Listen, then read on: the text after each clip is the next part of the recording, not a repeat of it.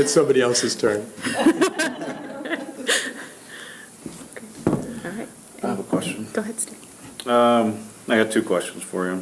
First one is in your introduction and your email, you said if there's not a conflict of interest, could you explain to me what you think would be a conflict of interest?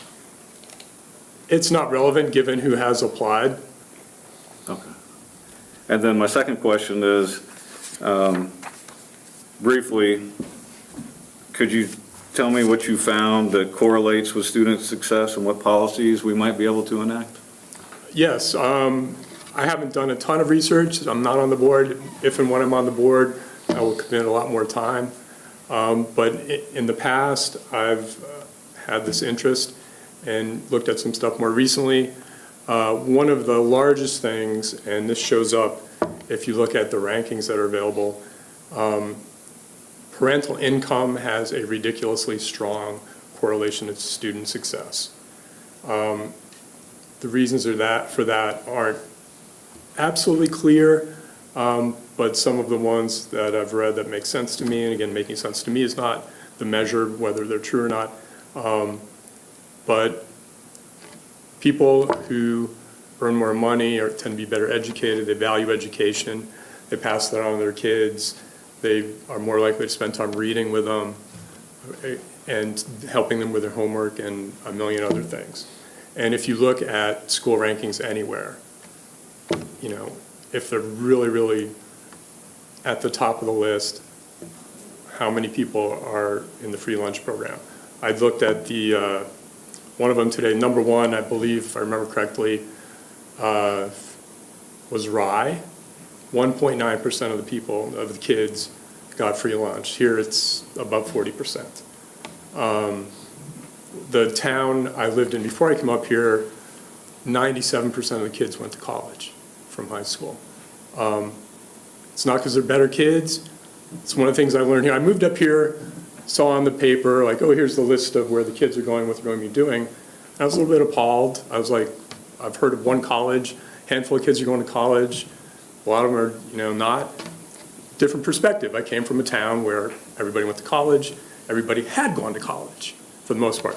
Not like where I grew up. I grew up in a town smaller than Newport. So that's what I love about Newport. It's like coming back home in a way. I don't confuse money with value. Some of the nicest, most wonderful people I know never even graduated from high school. My grandparents didn't, on one side, didn't even finish elementary school. I mean, they were farmers, get the kids back in the field. Wonderful people taught me some of my most important lessons. But, you know, that's one of the things. It's as long as 40+% of the kids in Newport come from poor families, poor enough to get free lunches, you know, it's not going to be the top school. It doesn't matter. You know, you're just not going to do it. So I think it needs to be taken into consideration. Like, oh yes, on some lists, we're way down at the bottom. But look at the schools at the top. They spend twice as much per student. It's a wealthy town. It's not reasonable to expect Newport, given the demographics, you're lucky to get in the top half, never mind at the top. Now, should it be the bottom? No, you never want to be the bottom. But again, the one ranking site that had Newport at the bottom, you know, I was curious, what was their methodology? And they, you know, they did some basic statistical analysis, but just looking at their actually brought here, my memory isn't as good as the paper is, so if you'll give me a second. One of the things they had down was the change from 2 years prior, and the elementary school was 211th. If you go up one spot, the one at 210, it says it went up 14. Well, how can second from the bottom have come up 14? Did 15 elementary schools disappear from New Hampshire between 2019 and 2021? Maybe. I think we would have heard of it. And there are some other things. It's not a great listing. And another one that I feel is better, I mean, none of them are perfect, but probably more relevant. If you go to Zillow, you're looking to move somewhere, Zillow, oh, here's your schools. So I looked at those, and Newport is much better on those rankings. And the key thing from those rankings is they break it down: test scores, equity, and student progress. Of those, the thing teachers have the most control over is student progress. 7 out of 10. That's pretty darn good. It's well above average. Same thing for the middle school, 7 out of 10, student progress. So I think we need to be careful what we look at and what we focus on. One of the other things I found was, and my daughter, who is very well educated, pointed me to Google Scholar. I'd just been using Google to find information. But that was only today, so I just found this huge trove of new stuff that's even better. Relying on plain old Google, which has a lot in it, one of the things that really struck me in terms of affecting the quality and being relevant to Newport, oh my God, it's now escaping my mind because I'm not used to public speaking. I apologize. The pressure of the podium. I know, it's getting to me. Or the life I'm just during- breaking out in a It's sweat like in a white coat, second here. white coat syndrome. But basically, my experience in this school, it just came back to me. The one thing that I saw that made a difference is having a truly outstanding administration makes a difference. And I know some of our folks, I know some of the folks have left, they're all good people. Are any of them top 1/10 of 1%? I don't know, but are we likely to get somebody like that when we're paying the least? If we're lucky enough to get somebody, they're not going to be here long. So I think we need to temper the expectations a little bit too. Thank you. You're welcome. So you mentioned the 211. There are many yardsticks out there to measure by, Absolutely. but you have to use something the public can understand and something the public views. Because someone coming to town who looks for it and finds that we are 211. So that we understand. We also understand the economics. We clearly understand that here because of Sunapee being next door. They're in the upper numbers and we're in the lower numbers. So we understand the value of money. But that, like your grandparents or anyone else, maybe if you work a little bit harder, can you make up some of that? Of course you can. I came from patches on the jeans, raised by my grandparents who weren't educated. And I did well, but I was very fortunate as well. And not all kids are that fortunate. Because the parents, there's whether the parents are educated, it's whether the parents value education. My grandparents were not educated, but school is serious stuff. Probably because they couldn't do it. But I've heard stories. I have a friend who has worked in town with some of the parents and ones who have issues and trying to help them. Some of the stuff these kids go through, like how can you even care about school when you have such horrendous family life? I mean, it's not all Newport for sure. I would, the vast majority of people in Newport I think are good folks and care about their kids, but there are some who don't. And a lot more in a poor town than in a wealthy town. So that's part of it. One more question. Would you work hard to overcome the negatives that we have in the district? Absolutely. I mean, address the negatives and enhance the positives. You've got to do both, but Just a field that needs, it's harder to plow. Still believe needs me, to grow. I know. I was here 2 years. I taught the kids to start with who couldn't grasp algebra. The next year, I was teaching kids one young man in particular who was teaching himself calculus. You know, there's all kinds, and they all need help and support. Thank you. Thank you very much. Appreciate it. Okay, Mr. Minnick, yours is the next one in my packet. Yep, come on up.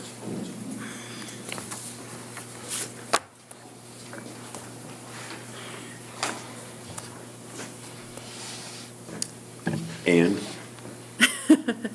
All right, just introduce yourself. Kurt Minnick, Yeah. Newport. Okay. Does anybody have any questions for Kurt?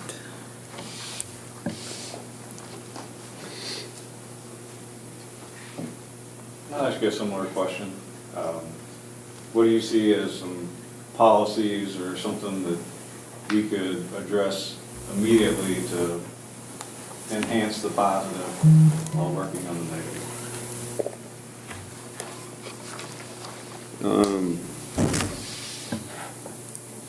I'm not knowledgeable enough in what your policies are and what you're heading for. I would have to be involved in some meetings to see. But in saying that, as a citizen and being very involved with the school board over the years, I have seen the worst of times. And I'm hoping to see the better of times. And I guess I would focus on not what our ratings are. You can't blame it on the digger showing favoritism to one or to another. All I would look at is what we are doing, how we're moving ahead. They can all have their opinions, and we appreciate that.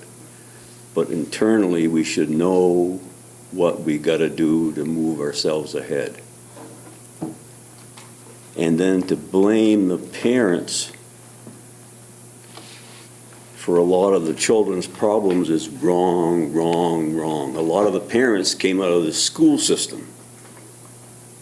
It's been a negative environment for years.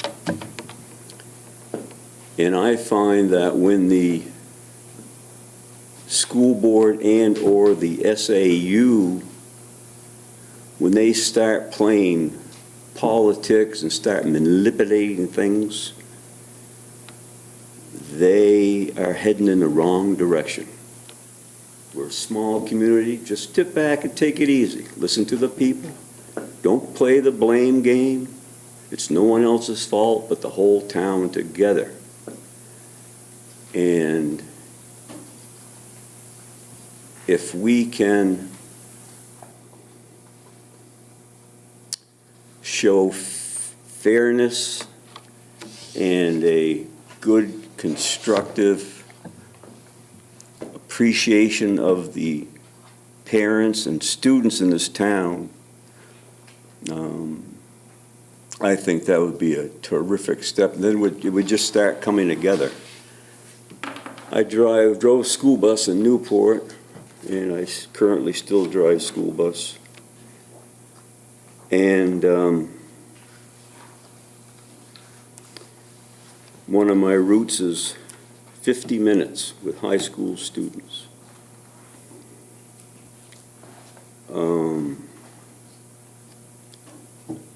And what I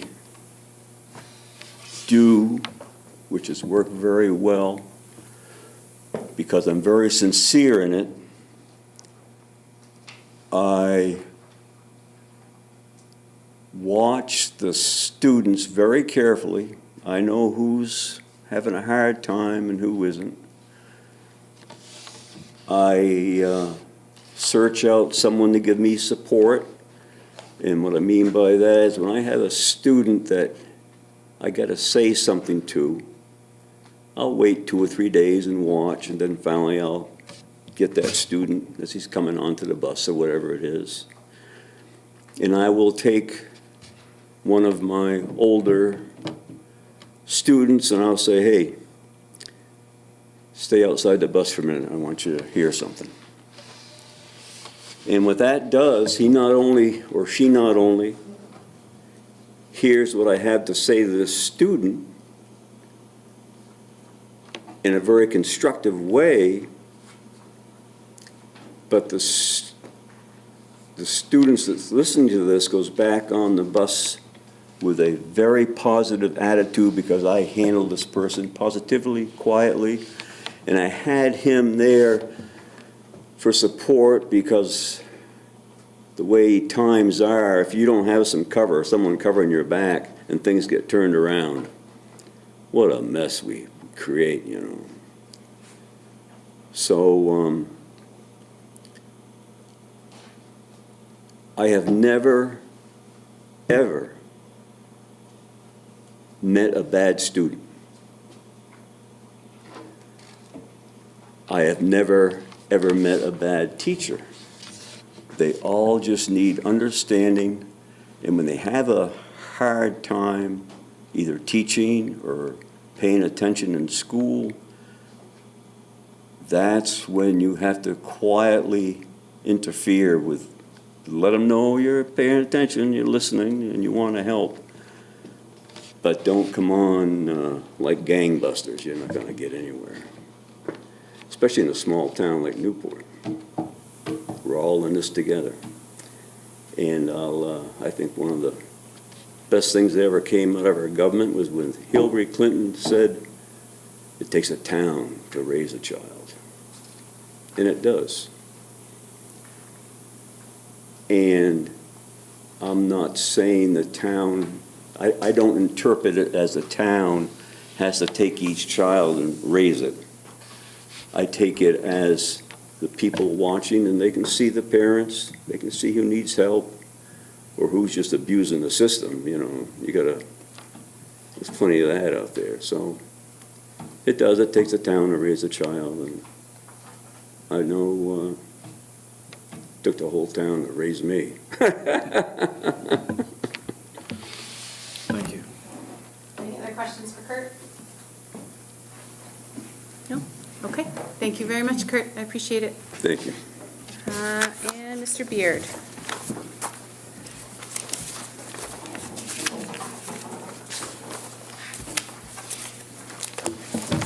Tim Beard. All right. Any questions for Mr. Beard?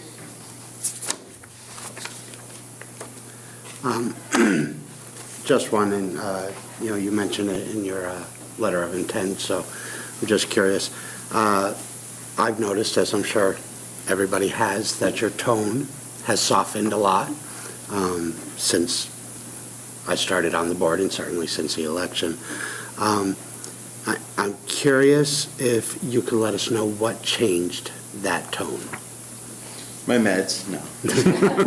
Good call. No, just more understanding, meeting with, Dr. Manahan, meeting with Mrs. Martin, a lot of other people, talking to them, and just trying to take the approach of how to fix it and get it done, but not, push things to where you can't get it done if you make people mad or whatever. It's a lot of that, and a lot of the issues aren't as simple as they sound. It's just some of the things are really complicated. It's hard for the teacher to do their job if, a child's coming to school with, dirty clothes and whatever. There's so much to it. And I think that's more just understanding and, I don't want to say maturing, that doesn't really sound right. But maturing, I guess you could say, is just more, getting to know the system even better, I guess would be the short answer. Any questions? Tim, a reasonable expectation for the district to be 40, 50 positions above the bottom, as it has been for quite a few years. Reaching that point, is that an objective that you think is attainable? Yeah, it is. Would you work toward that? Yeah. Would you work toward it? You mentioned solving problems. Would you put it on your list as a problem? Yeah, of course. Okay, and therefore, if you were to set up your problems, would that be high on the list? Yeah. Okay, thank you. Steve? So I'll ask you the same, I asked the other gentleman earlier, like what, off the top of your head, quickly, a policy or an action that you think that you notice that we could probably do as a school district or as a school board? I think the biggest thing, and I think I've kind of seen this over the last couple of months, maybe more, is there's a huge disconnect between the district, like the board, the school, and the town. And the problem with that is they're the ones that ours vote for our budgets, right? And so when there's a big disconnect, it's hard to get anything. But if the board and the school is working with, well with the town, it's a lot easier to get something, because now that people feel like they're involved, and it's like, yeah, it's our money, but we want to make sure the school needs whatever we can give them. I mean, obviously, school funding is a huge issue, which hopefully may see some light at the end of the tunnel. There's been more lawsuits filed against the state for not doing their part, but the board being out in the community would be a huge thing, walking around so that people know who you are, being approachable. Like, those are all really important things. Just like the police officer needs to be approachable so that the people would come to them if there was an issue. It's the same thing with this. It's public relations is huge in the school, and fixing that and making that better will just make it better for all of us down the road as we try to get budgets passed, as we try to get more involvement with whatever task we're trying to achieve at the point. Bert? Another one, while I think of it. 1.2 million was cut out of the school budget 2 years ago. But at the meeting, when the meeting opened, the school board themselves offered to cut 700,000 plus. The year before, the day before, they had a meeting and they cut 300,000 out of their own budget the day before. That's kind of like going right up to the goalpost, and then the game changes. As you as a board member, would you support that kind of bringing the budget forward? Or do you think the budget should come forward solid and firm as it is and not amended by the school board at the last moment? Yeah, I don't know how I could possibly say, yeah, let's cut 300,000 out like the day before, unless there was some sort of pre-plan, because I feel like all these budget items they're a year in the work, so how do you easily just look at a budget and say, yeah, we can cut out 300,000 or 700,000 or whatever budget we bring forward should be solid. Obviously, that we've done our best that we can do. We've cut out any waste that we may have, which, any budget has waste. It's just a matter of where, and then trying to put money where it needs to go, teachers and things we need. Thank you, Tom. I have just one more if I could. And really, I apologize to Kurt and Ken. I probably should have asked you both this as well.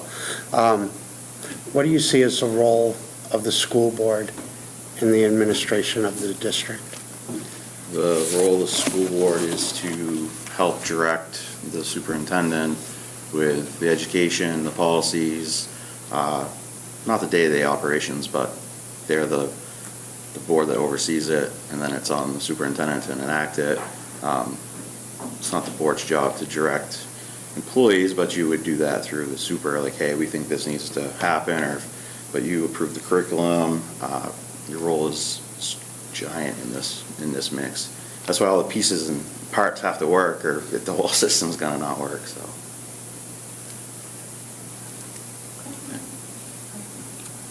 Thank you.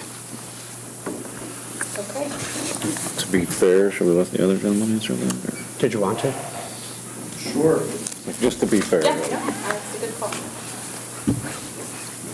The question was the role of the The school role of board? the school board in regards to the administration of the district? Okay. I don't see it as being much different than management in general. You select the best people you can. You direct them as to what you expect to be done, and then you ask them what you can do to help them make that happen. The additional role as a representative body is to include the desires of the town as that they're brought to you, like adjust and pass those along as well. Thank you. Kurt, did you want to, or Excuse me? did you want to respond to that question? About what the school board's responsibility is? Yeah, what you see the role of the school board, how you see the role of the school board in the administration of the district? I picture the school board as a liaison between the town and the SAU.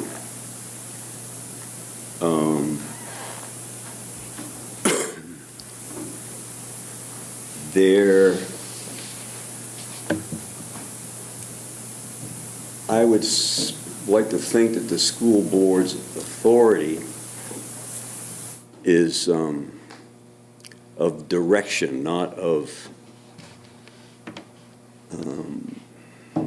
dynamics. And I would like to think the school board supports at all costs the SAU. And the school board has to stay out of they have to keep their thought away from the thing that they are all powerful. You have no power at all. But you do have a great reward when the school system gets lifted up. By our own standards. It's nice to have state and national standards, but those will come of their own fruition. You know, we just got to make ourselves solid and raise up as Newporters and take care of our students. Thank you. Okay, with that, are there any motions to fill the vacant seat?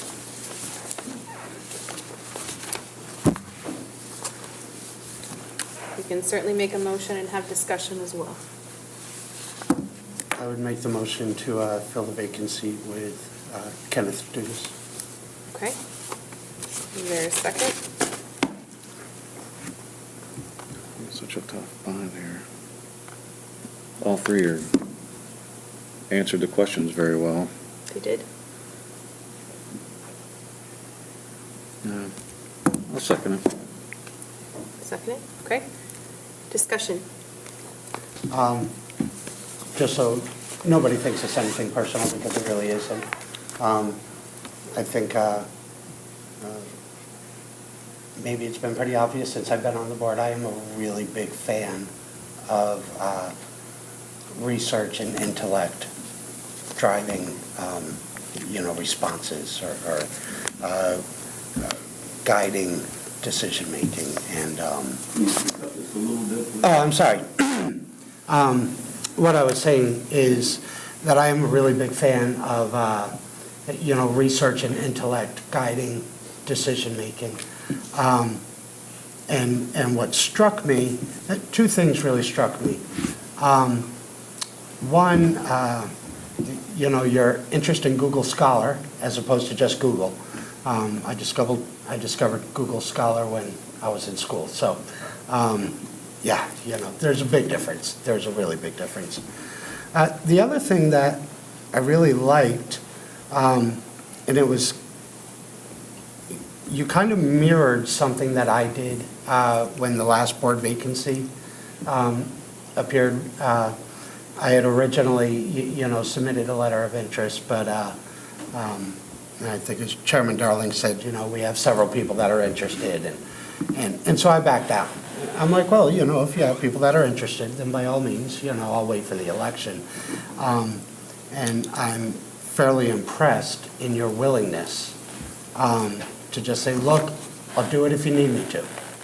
And that's kind of what I look for in a leader, or a representative, so that's what, drew me more towards you. I was impressed by everyone's answers. I'm just meeting Ken this evening, but I know Tim and Kurt. I think one of the things that I've been impressed by is that Tim, you've been here at every meeting. And I was impressed by your answers and the change of your tone where you said that you were glad you didn't win, that you've learned some things since then. That really took me back. And I think I was really impressed by that, and I appreciate that Tim has been here consistently. Speak up again, please. I'm sorry, Kurt. I appreciate that Tim has been here consistently. So, Bert? I feel that Mr. Dugas spoke eloquently and understands our problems, that using his own sentence, if there's one or more well-qualified candidates without a conflict, again, I have to go with another. But it's a close thing, very close. Impressed by your thoughts, your statements, and your attitude. So, no hard feelings, I hope, but you kind of left that exit there, and so, that being said, thank you very much for your presentation, but that doesn't mean the decision is made. We haven't voted yet. Okay. Any other discussion? Well, I know Mr. Dugas and Mr. Beard very well. It's probably two of the gentlemen in the town I know best. I've only lived here 3.5 years, and so, and I talk with Tim daily. And whenever he first mentioned it to me, I was like, man, this is kind of a tough bind for me. Do I abstain? Do I no vote because of our relationship? And, and with Mr. Dugas, our relationship's not as, daily like Tim's, but if there's somebody that I'll go sit down and have a lemonade with, it's Mr. Dugas, Ken, Tim. So I don't know, it's a tough decision for me because I know both gentlemen. I know both gentlemen care very well. And I know it's worth having a discussion. The one, like you said, Mr. Beard has, as you put it, Tim, matured. He did get the third most votes in the last, I only beat him by 12 or something like that. Probably could have gotten a re-vote if he wanted to, and he might have came out on top. So it's a tough decision for me between Tim and, Mr. Dugas and Mr. Beard. So I will sit here and think harder to figure out, but I wanted to have the discussion because all three actually are interested in the right things, I think. And I would agree that all three definitely,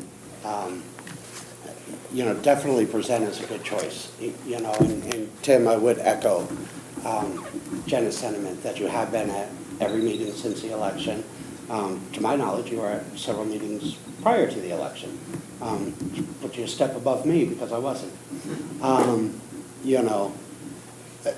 One of my concerns, and I really hope this isn't taken personally, one of my concerns is appearance. Let me say this. So when I got talked into running for the board, and I was talked into it, took a great deal of prodding, I decided I should watch a couple of board meetings, kind of see what I was getting myself into. One of those board meetings, the very first one I watched, there were 4 members. The seat had already been vacated. 3 members kind of on one end of the table, 1 member off on the other. The individual member, tried to make a couple of motions, and the other 3 just kind of stared blankly at the camera. Wouldn't even second for the purpose of discussion. I can't say it's true, but it had the appearance that those 3 members had maybe been in conversation, maybe not all together, maybe individually, so they didn't actually make a quorum or whatever. It appeared that the three of them had made the decision to react that way to the fourth member.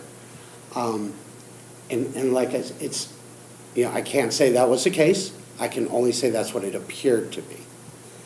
And so my concern, because you and Steve are very close, and I know fairly certain that the yellow mailer that went out just before the election was Mr. Spalding's yellow mailer. My concern is that it would appear that there could be collusion to the public. And you know, even if there wasn't, that appearance has a potential, I feel, to undermine our standing in the community. Don't get me wrong, if the vote favors you, I will gladly work with you. I would gladly work with any of you three. I kind of wanted to bring that's one of the reasons that my mind is going where it is. Bert? I'll speak to that. A lot of people think I do a lot of harm in the district, but that's okay. They're perfectly entitled to that opinion. And I know the example that you are referring to, and I know what you are painting a picture of. Well, I haven't talked to Mr. Beard in how long? Has there been any emails, phone calls, anything of that nature? Do you get emails from me? Not unless you send it to all of us. Yep. And so I'm the last person that will, because I was part of that 3-1 that you're doing. Mm-hmm. And I know the distaste of that. When in fact the mind, the gray matter, turns to concrete, there is no thought process. It is belligerence. I am cognizant of that with Tim. And there would be none of that.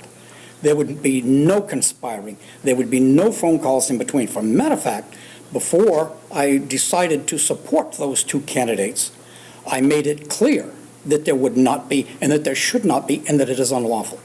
So at that time, back then, they both were very cognizant that there isn't the interconnection that they have seen at past board meetings. And I will come right out and say that adhesion between that group caused significant problems within this district because of the lack of the thought process and the more reaction and other stuff. I had an email that I used as litigation that clearly showed that one school board member sent an email to another school board member who sent that on further, and she denied and she lied. Clear, straight out, that she wrote the email, but there it is. There's the email that she wrote. So that ends there. That is gone. So you would not see any of the interaction between us. You would not hear of it because there would not be any. Simple. I would, the motion should be called, please. Okay, Bill, you had one more thing to add before we call for that I motion? just wanted to say, Bert, I wasn't saying that it would happen. I was saying that the appearance could be there, and that the appearance could undermine the board's image with the community. I believe you, Bert, and Yeah. I don't know either Steve or Tim personally, but I've certainly spent enough time with you guys, over the past few months. I'm not saying that would happen. I'm just concerned about the appearance Sure. of it happening. Sure. Okay, well, we have We have a motion on the floor. motion on the floor. We should vote on that unless somebody feels strongly about speaking to something else. Okay. All those in favor of Mr. Dugas filling the vacancy for the board? Aye.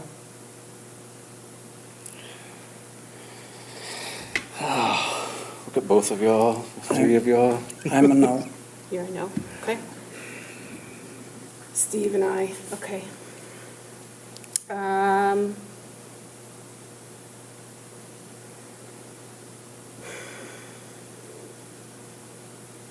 It's very difficult for me. I appreciate Mr. Dugas's research,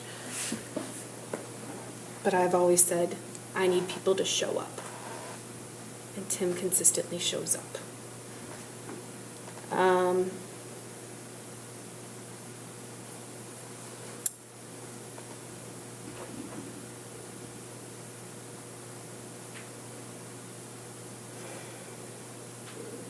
I will go aye for Ken.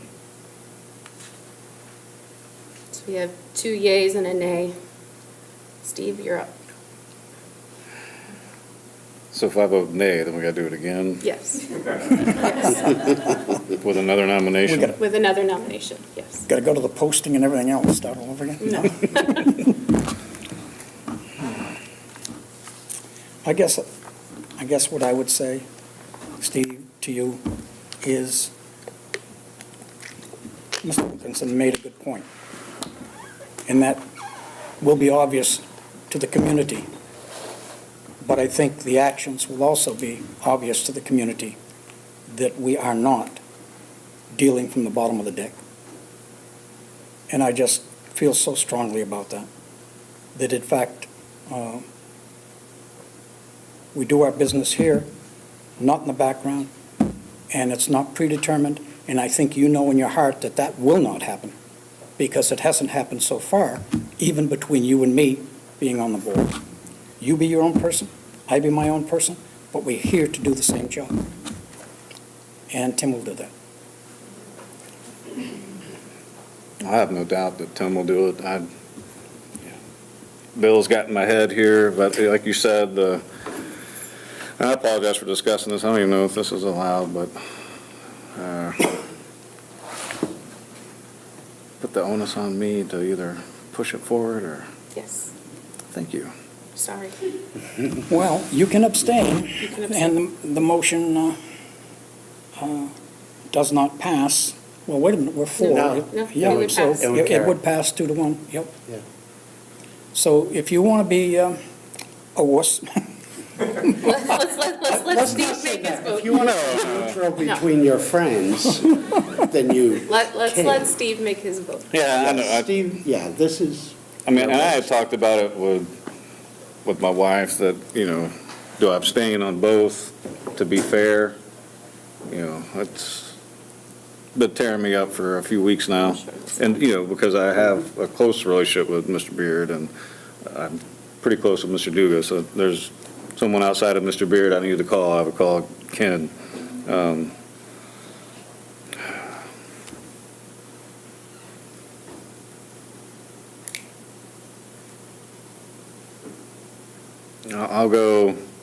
I'll go nay and see what we get with another nomination. Okay, so that motion fails. Is there another nomination, or we can also table it and think about it until August? No, we don't need to table it. well, I'd move Tim. Okay, is there a second for Tim? I'll second for Tim, like I did for Mr. Dugas. Okay, You just set your trap Discussion? the second time here. I'm just a glutton for punishment, I'm sweating. One Any leg in each discussion? trap. any discussion? Okay, then let's vote on Mr. Beard. Yes. I would vote yes for Mr. Beard, too.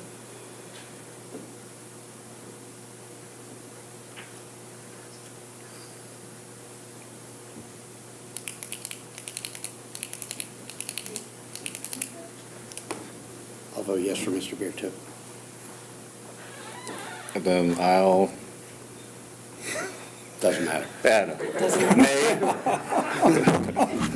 I'll abstain for Okay, Mr. so that Beard. was 3 for Mr. Beard, 1 abstention from Mr. Morris. Mr. Beard, welcome to the Newport School Board.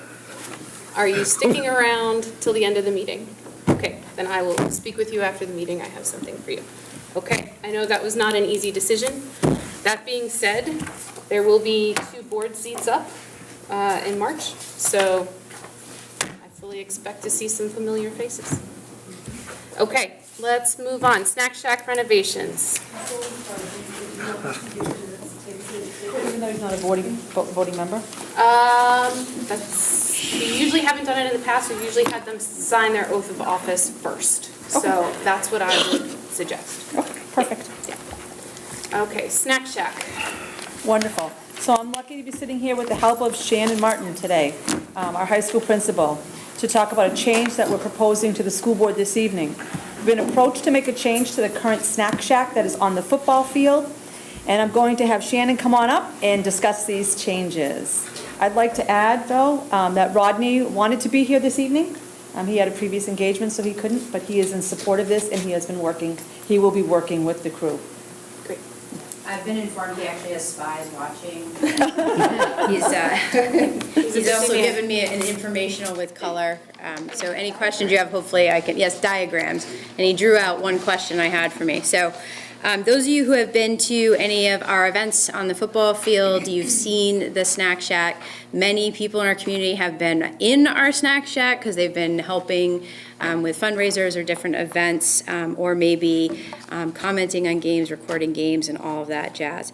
So what you would have noticed is it's getting pretty rough. So it's in desperate need of honestly being retired, maybe not so gracefully, so we're going to tear it down. The plan would be that our school facilities staff would tear down the existing structure, and the Valleys has offered to donate the materials to build a new shack, if you will. So it'll be largely the same, one exception being that there will not be there'll be a separate tower area, so you'll have the two levels, the snack shack in the bottom. You'll have a booth area with the windows that open so people can take in the game and do their commentary. And the top would be more of a freestanding platform. So the roof will be slanted, so we're not standing on the roof. My understanding is the roof will last a lot longer that way.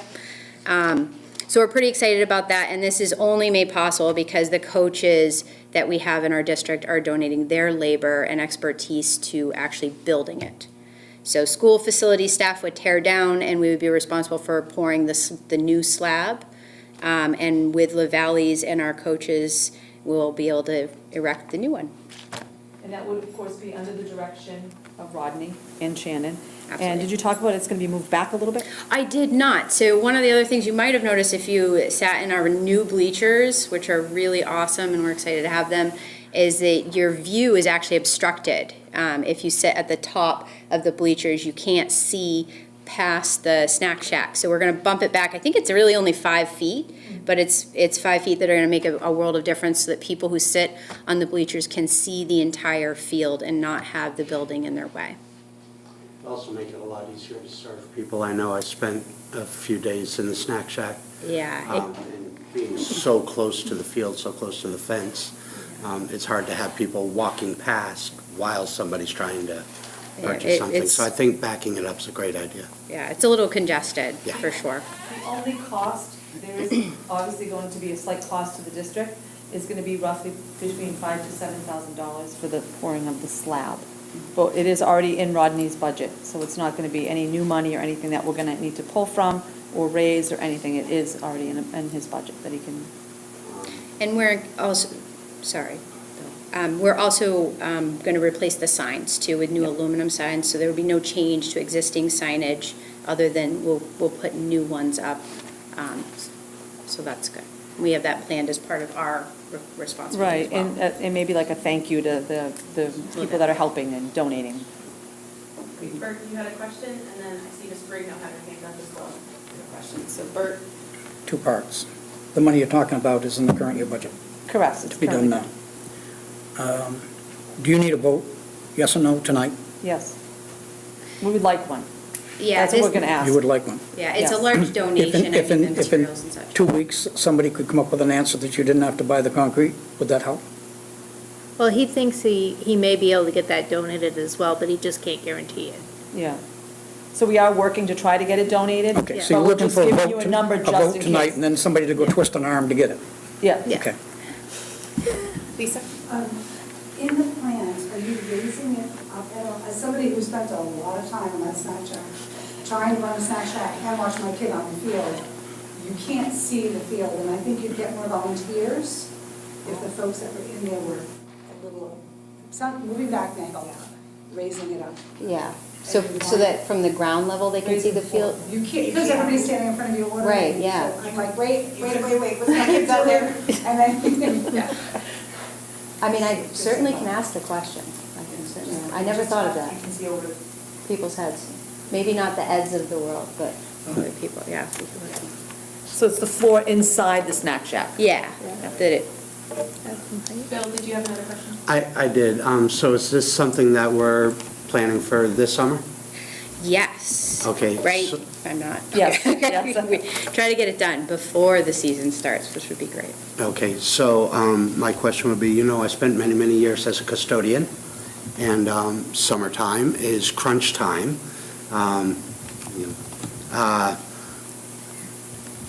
Does the custodial staff have the time to tear down the existing snack shack and still get the schools ready for the start of the next year? Do you like me to? Yeah, do you, I wasn't not under the impression that the custodial staff was going to be tearing it down, but it could be, Yeah, well, I think I think what Bill is speaking to is, as we know, many people who work in our district do far beyond their normal day-to-day, and they certainly do. And in the summertime in particular, it's kind of an all-hands-on-deck situation, and so people will help out, even if it's not necessarily tearing something down, but maybe, someone helps drive the dumpster to the dump. So, you know what I mean? Things like that. So the answer is, I know Rodney's taken a close look at that. He talks to us regularly. If you know anything about Rodney, he is a planner. And he looks carefully at what he has to do. It's a never-ending list, for sure. But Rodney also looks at me, and very rarely, but looks at me and says, we can't do this other thing yet because we're doing these things first. I would say that selfishly, from my high school perspective, I don't think I'm going to suffer in any way at all. And you can correct me if you're wrong, but this building looks better than it's ever looked. I'm very impressed with what's happened. I know there's several projects that are going on that are major, and I don't think any are being put aside in favor of a snack shack, which will be wonderful, but not. Yeah, no, I wasn't Kids taking first. away, yeah, no, I wasn't taking away from the snack shack at all. Yeah. I just know I put in a lot of 20-hour days. It's very true. In the last week Right, before and he's- school started to get this room painted and that floor waxed, and so I just, Yeah. I want to make sure that, that we're prepared for that. No, I crunch. appreciate you thinking of that. I know they'll appreciate that too, so thank you. Yeah. Donna, did you have something? yes.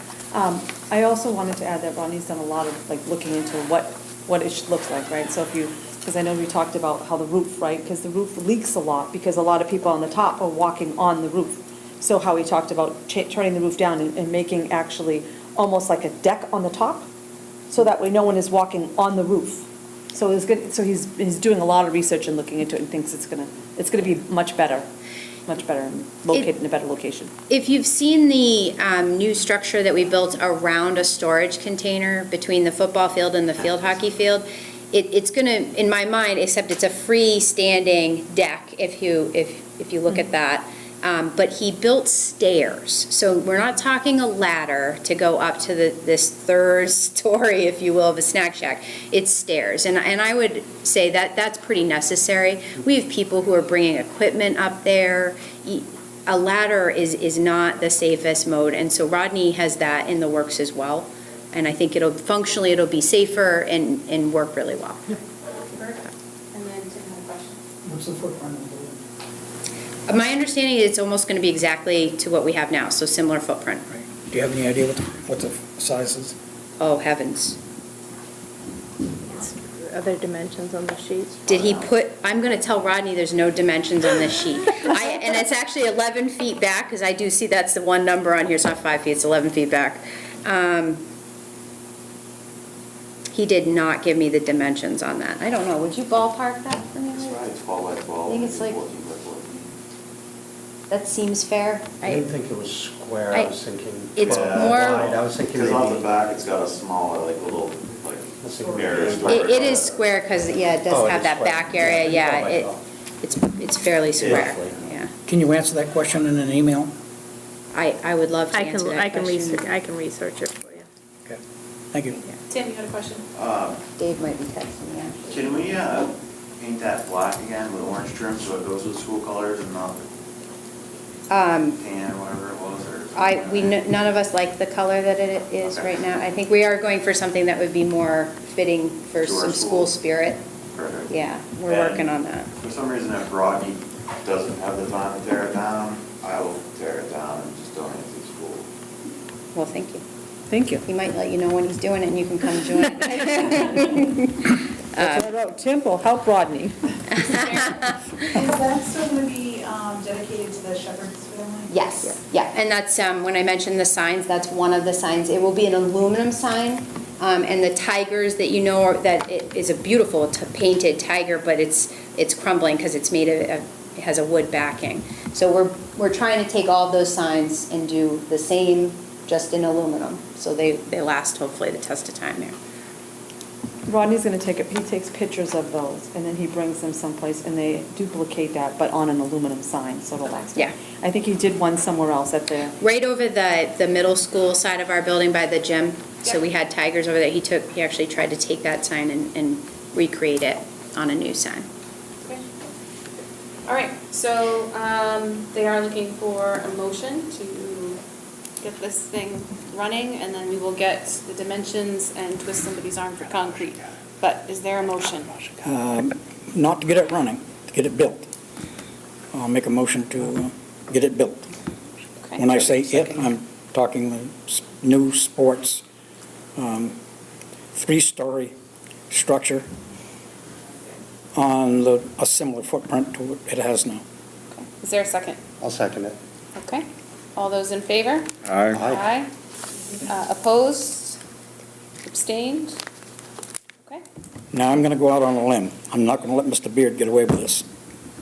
I'm going to go to work on somebody to make sure that that trash finds its way to the right place. All right. May I? Yes. Related to this, and I'm going to just throw this out there, but put a plug in, if anyone's looking to twist arms, there's a sound system associated with that tower. If anyone were looking to donate an improved, more robust sound system, that would be very welcome, if the board would then support that later on. I put it out there because we use the sound system, as you know, for football, but of the last couple of years, I've heard time and time again, people have really enjoyed graduation being on that field. And one of the challenges we face with graduation is a good sound system. So this past graduation, we actually beefed up the existing tower because we had technical difficulties otherwise, but we beefed up. So if there were a way to boost the speaker capacity there and also have the capability of a Bluetooth mic that could make it out to the center of the field, I think for any future events, that could be of great value to the community. Well, you may get your wish. If he tears it down and it finds its way to the dump and you haven't paid anything yet, and somebody finds a way to the concrete, you've already got the way to the wood, you might have enough money left over because the money that you have to build it will not be necessary. So This could be really great. Excellent. All right. We'll see what we can do. But listen, Yes. if we can get it donated and not have to Just spend anything. had to put the little plug out there. Forgive me for the plug, I hope, but thank you. All right, thank you. But nothing I've said has been poured in concrete yet. All right, let's move on. Let's move on to student representative, please. Another item, where I feel like I'm taking up all your time, students, I apologize. Another item I'd like to just discuss with you tonight is adding a student representative, one or two, depending on it, and I'll go into that in a few minutes, to the board. This will be a non-voting board member, and they would not go into non-public. What their role would be is they would come to the school board meetings, they'd be the liaison between the students and the board. So they would get input from the schools, what are the schools doing, what are the activities that are going on. They talk to the kids, they may talk about some of the things the kids are seeing, some of the programs that are running, some of the like student council types of things. And then they would report out at the meeting every month. The reason why I say two is because we know that because of sports, sometimes it may interfere, and we want to make sure we can open it up to everyone. So this way, and it is an elected position, so people would need to run for it. And if someone had a game, then the second person could come in. So we'd always have a school board member, a student rep that would come to these meetings for us. It would be an upcoming junior or senior for this position, and it would be a one-year position. So I'd like to move that forward. One of the great things, I think it would be, number one, it would be very amazing for the student to have that ability. It looks really good on their resume as well. The second piece to this would be that the policy committee would then meet to come up with a policy that talks about what the roles and responsibilities would be of this student rep. I'd like to move forward. I'm asking if we can move forward this evening for the school board to approve us moving to getting a student rep. I would like to add, however, that in January, this is going to become a law. So it's going to be required. So we're actually taking a step up. I just found that out not too long ago, that it was going to be a requirement of school boards to have a student rep on there. So we can either do it now or wait. It's 100% up to the board. Bill? I just have one question. You mentioned it's an elected position. Am I to assume they're elected by the student body? Yes. Yes, perfect. Yep. I kind of figured. Thank you for asking that. I appreciate that. I would move that we approve student representative as expressed to us tonight. I'll second it. Okay, my part of the discussion is I would like to try to get two if we can.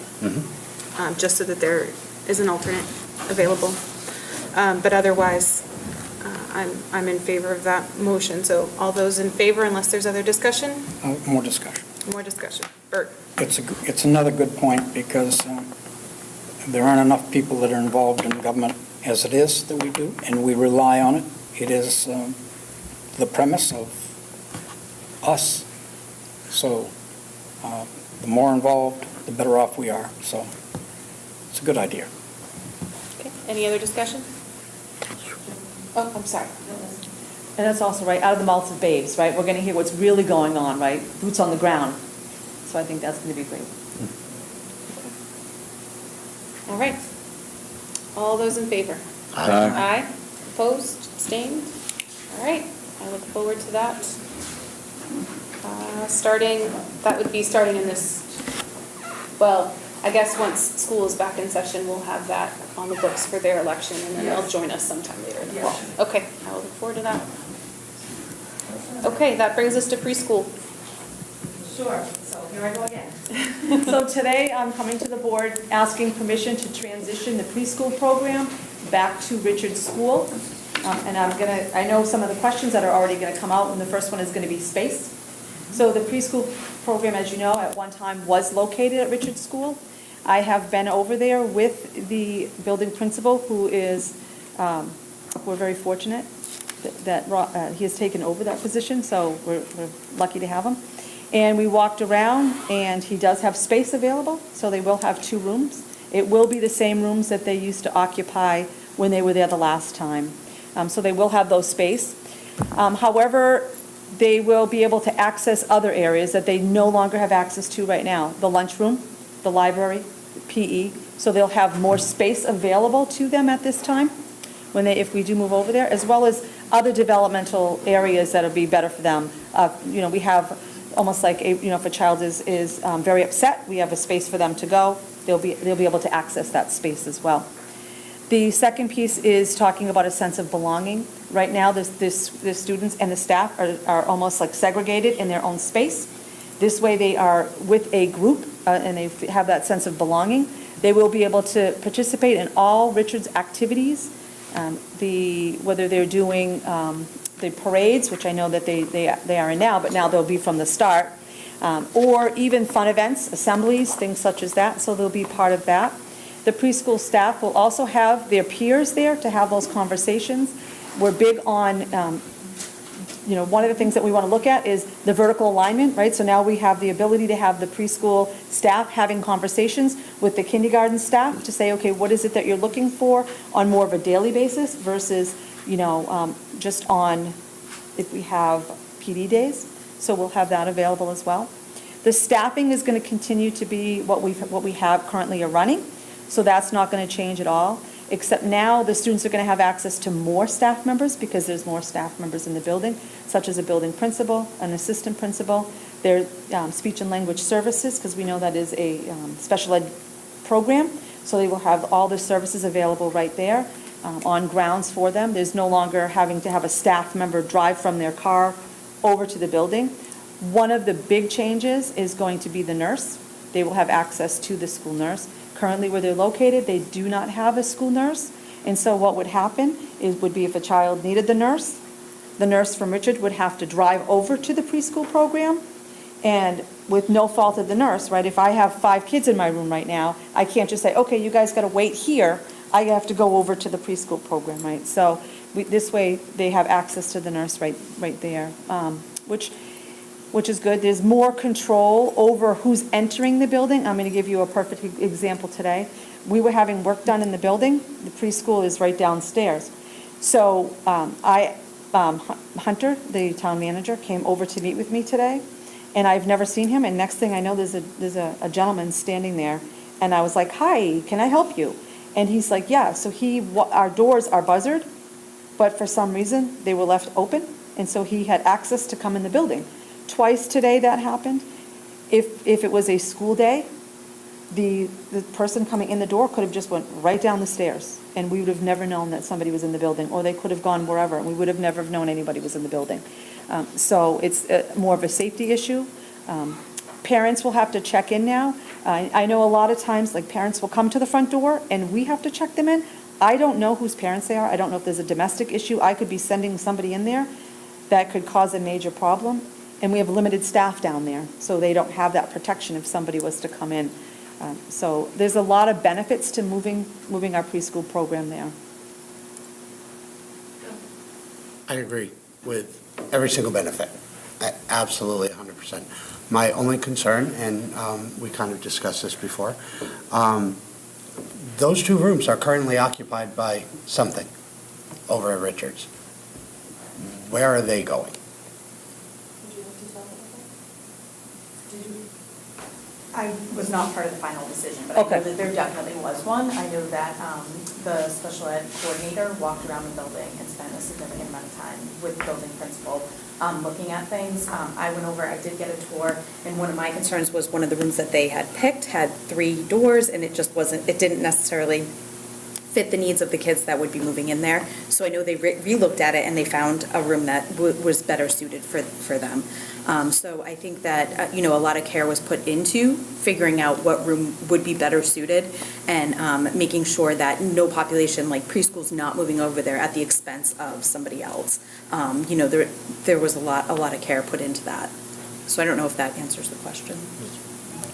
Some of the other issues, parents' concerns that have come up is talking about drop-off and pickup, because they were concerned with the line of drop-off and pickup. So we're currently looking into ways to eliminate those concerns, and it could be something as easy as maybe a time change for the preschool, or they come out a little bit earlier than we release everybody else. So we are looking at that. One of the other things is that, the elementary is geared towards bigger students, was another concern. The preschool programs are going to be preschool programs, so they're going to be, the items and the things in the room are going to be geared towards the preschool kids, as well as the playground equipment. The playground equipment, we actually have playground equipment. The playground equipment that is over right now at the SAU office has been taken down because it's broken, and we have new stuff to replace it. So we're holding off on replacing that stuff, because that stuff will then will go to the new location, and we're looking at the preschool having their own playground area. Yeah, I have a whole bunch of questions, sorry. Okay, why don't you ask them at the podium then? Okay.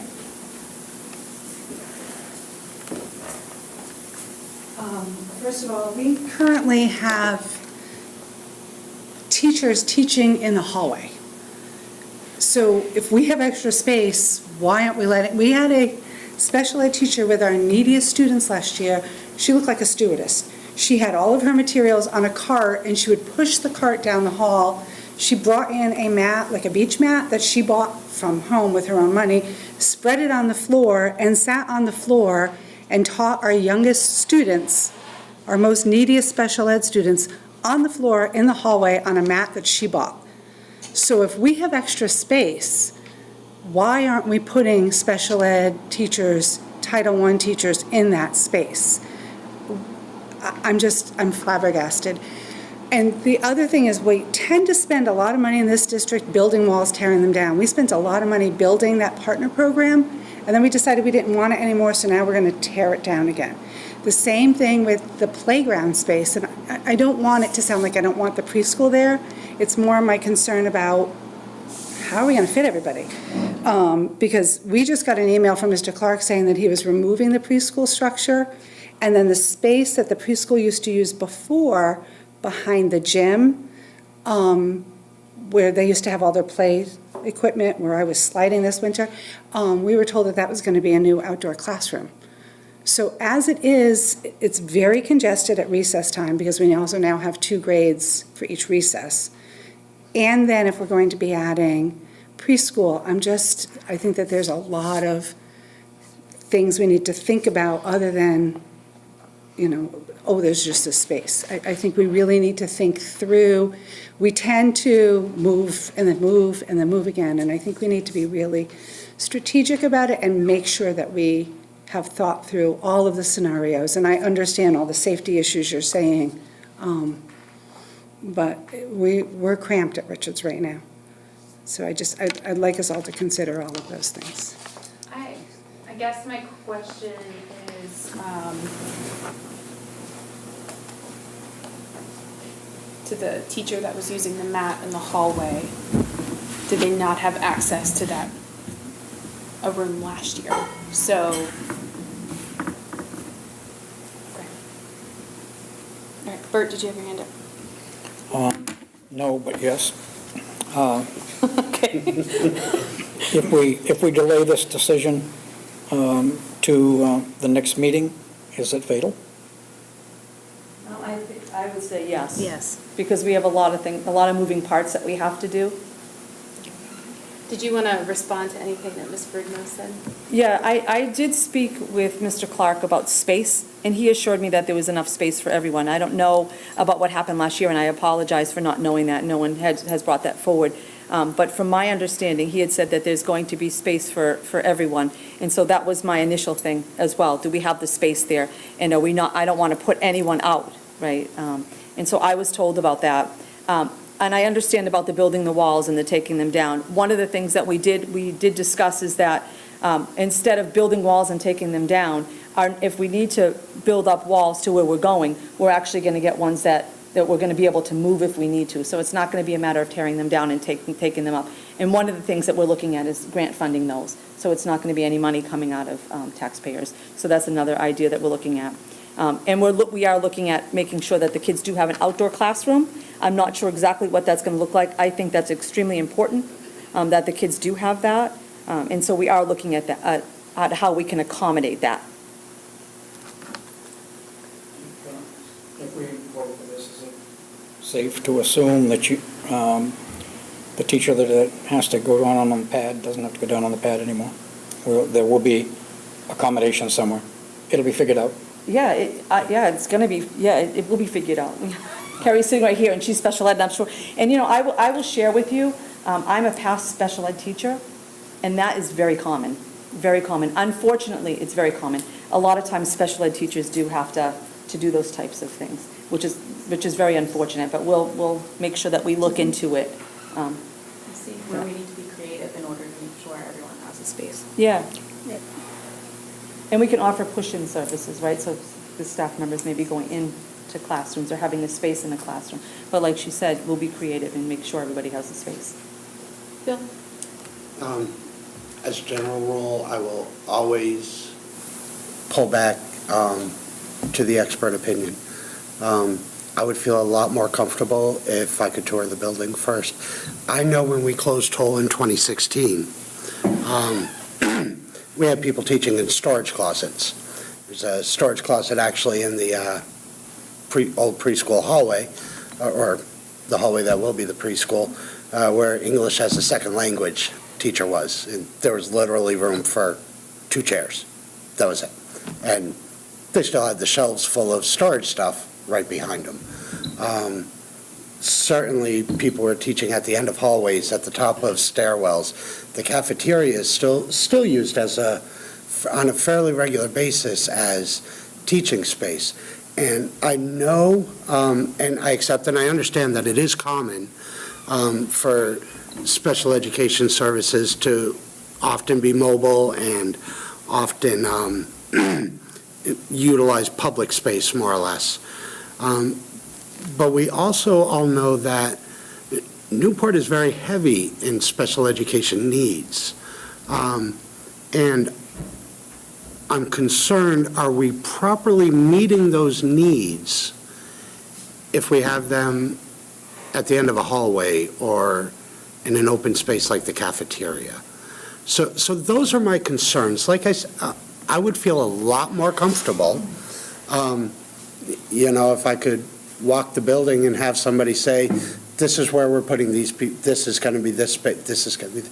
And my concern, I am very familiar with Richards. One thing about being a custodian, you get really familiar with the facilities. And there was a reason that preschool was moved, because the space was needed. So I hesitate to just rapidly accept that the space that was needed when preschool was moved is no longer needed. So that's my hesitation.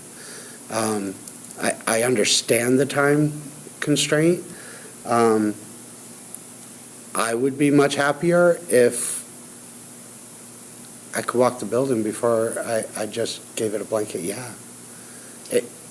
It's, like I say, it's not that I don't trust the experts, because I really do.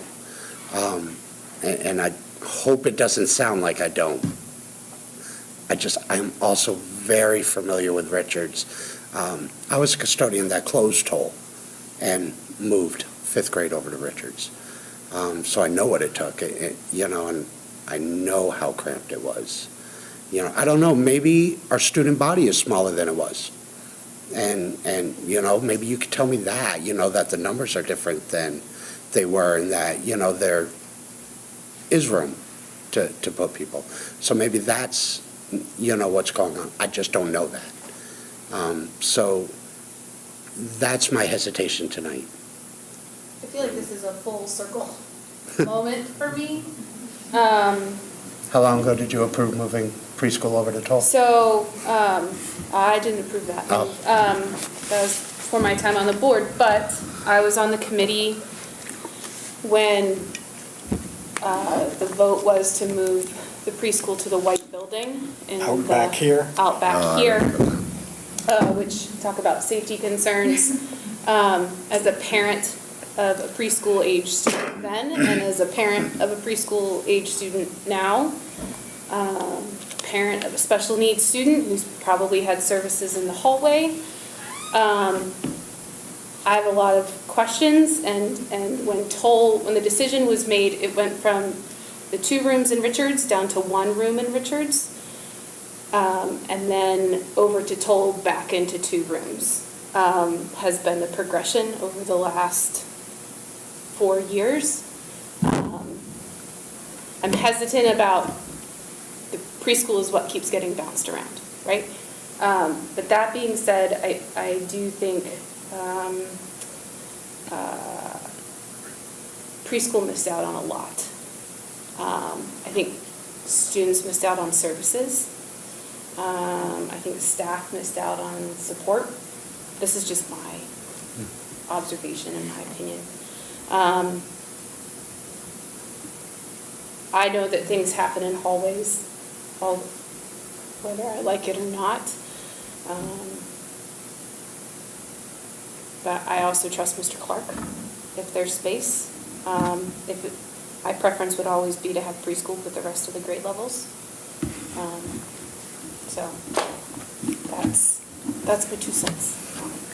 Well, I guess, But we need to, if there's a motion, we should get there. I would say it appears that we have, the vote is 2 and 2 here. But if we give people a chance to succeed, in most cases, they will. So if there are problems that come up, they need to be solved that does not hurt the child. So I guess I would say, if we go ahead with this, we don't tear down what's in Toll, just in case we have to go back. Okay, so status quo with Toll, and, all right. So, that being said, I would move that we approve the preschool program relocation. Is there a second?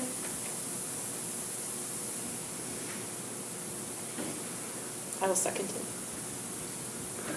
Can I ask, have you spoken to the teachers who were teaching preschool about this move?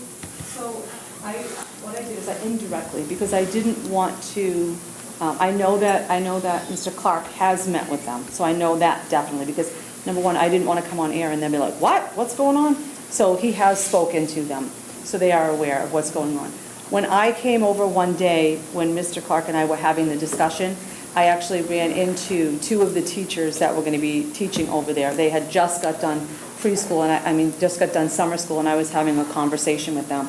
And she said, "Oh, I'm going." I said, "Oh, do you teach in this building?" And the teacher replied, "No, I'm going over to teach preschool." And I said, "Oh." And she said, "Well, I used to teach preschool when it was here." And so I said, "Oh, perfect." I said, "What are your thoughts on that?" And she said, it was much better. It would be much better if it was here with the kids. So she did say that to me. So I didn't come out because I didn't want to say anything at that point, because we were still trying to figure out if there was space. So I have had that type of conversation with the teachers. But I know Mr. Clark has spoken to them. I haven't really said anything, but my concern is the same as Bill's with providing an adequate space for students to learn. And it goes back to all the discussions we have. And I'm hesitant to vote for this, and only in the sense of, with you being new, is Mr. Clark being gung-ho and saying, yeah, I can make it happen. I'm just going off my own experiences, like being in the military, throw out my old, I have to mention that at least once a meeting. At least. We expect it. No, but, so if I was the highest ranking and I go up and like, hey, can we get this done? And they perceive that that's really what I want, they're going to say, yeah, we can get that done, sir. And meanwhile, I don't really understand that they can get it done, but it's not going to be as well as the plan had envisioned, because they're not getting all that. So my only concern is, do they have the space? And if they don't, I like the idea of having the ability to move back over, and then we have to relook at some of the security things or whatever, because we talked about with selecting a new board member, we're concerned about the education of our kids. And, like you said, your kid's probably getting some instruction in the hallway, but it shouldn't be like primarily, and they shouldn't be sitting on a floor on a mat.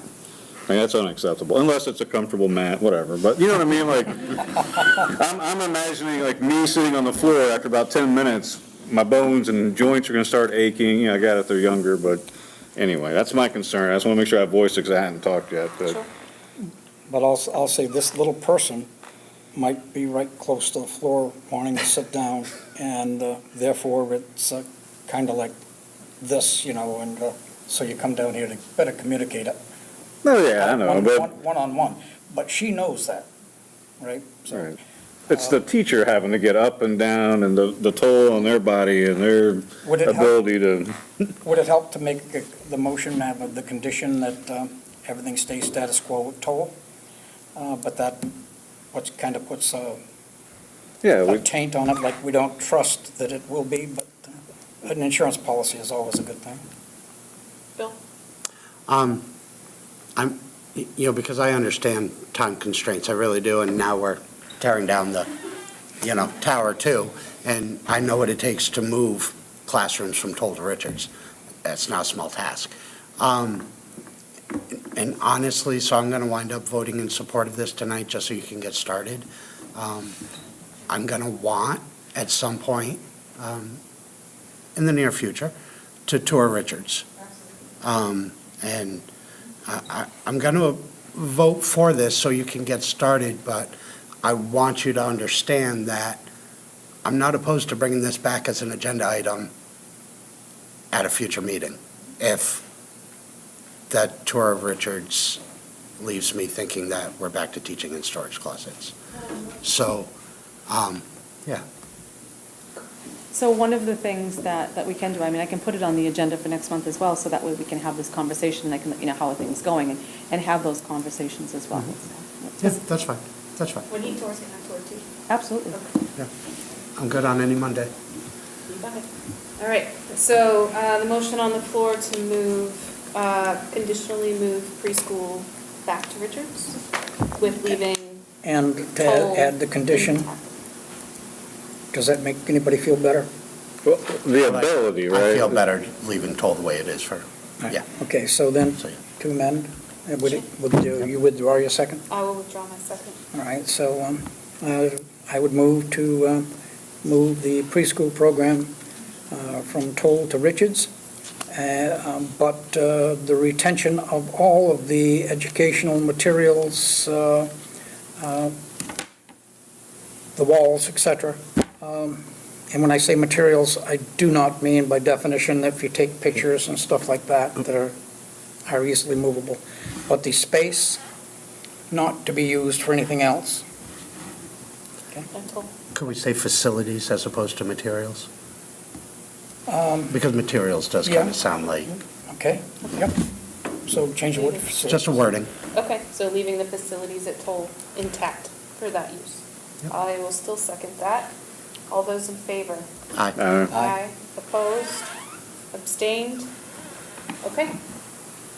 Let's make this a future agenda item too, just so we can keep pace with it, just because there's questions expressed by board members. Okay, critical shortage staff position. So in the past, the digital media specialist has been on the critical shortage list, and what that means is you can't find one, right? So you try to hire and you can't find one. For some reason, the state has taken it off of the critical shortage list. And so a candidate, so if somebody applies for a position and it is on the critical shortage list, what ends up happening is they can go on to the state and they can apply for what's called the Statement of Eligibility, an SOE. So with that Statement of Eligibility, we can hire them in that position, and then we set up a plan with them. We support them in setting up a plan to get their license in that area. All right, but the state is saying, yes, this person has met the criteria that we require, and that following their plan, which does get approved from the state as well, and they have 3 years to complete it, that they will have their license at the end. So now the digital media specialist is not on the critical shortage list. So what has happened is we have a candidate that has applied. They do not meet the requirement as a digital media specialist. They are an English teacher. And so it is somebody that is currently in the district. So what the state requires is the state has come to the board to see if the board can deem a a digital media specialist a local critical staffing shortage here, and that will then allow me to give consent, that's giving me consent to hire that employee.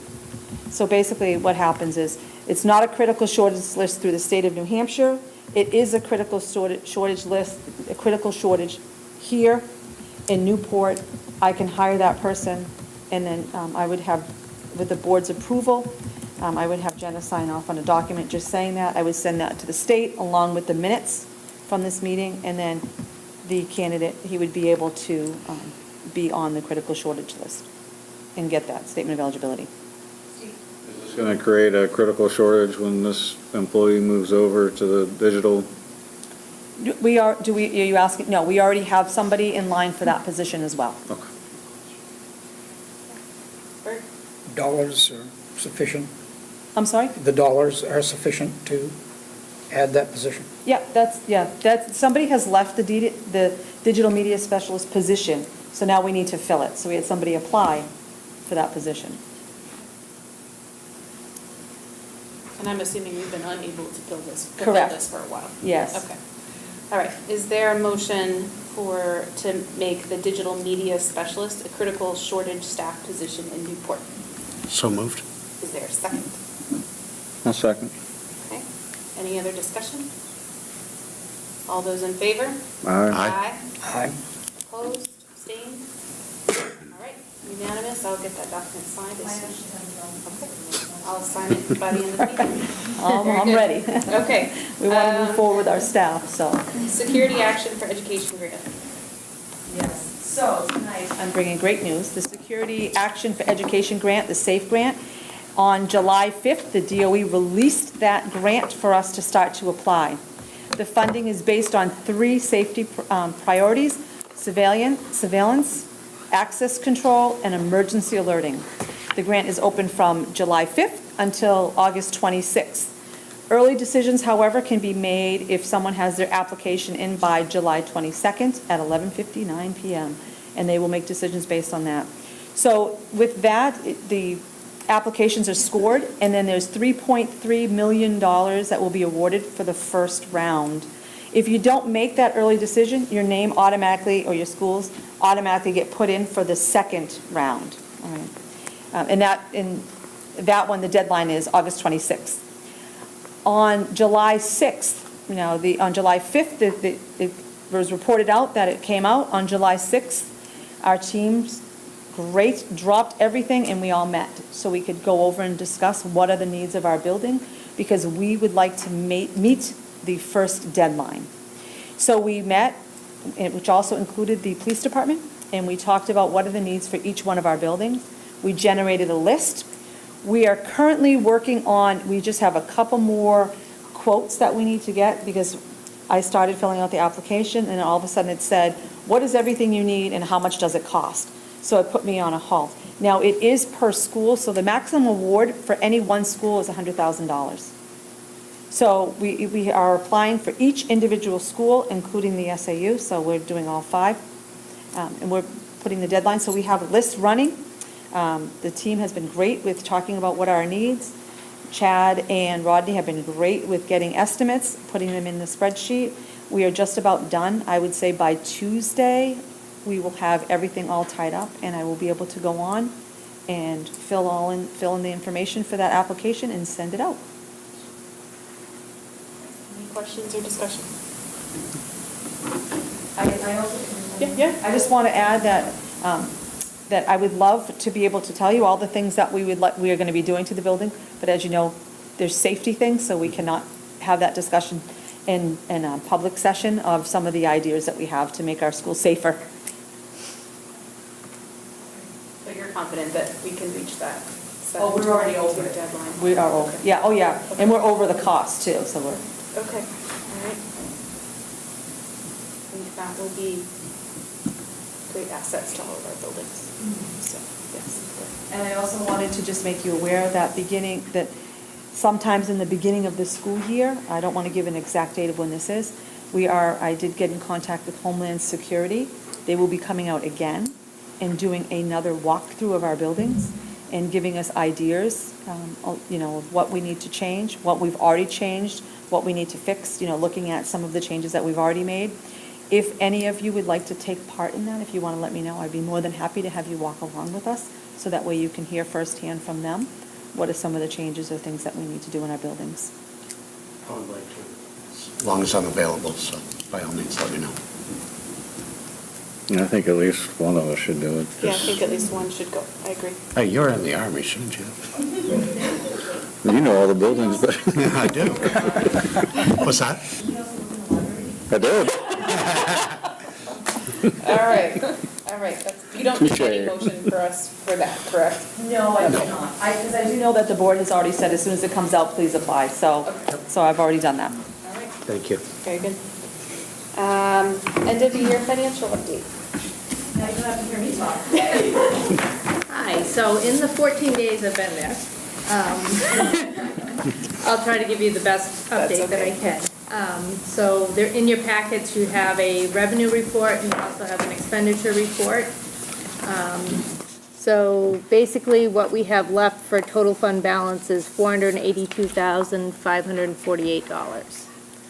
I know you were shooting for 500,000, but that's as close as Ed can get right now.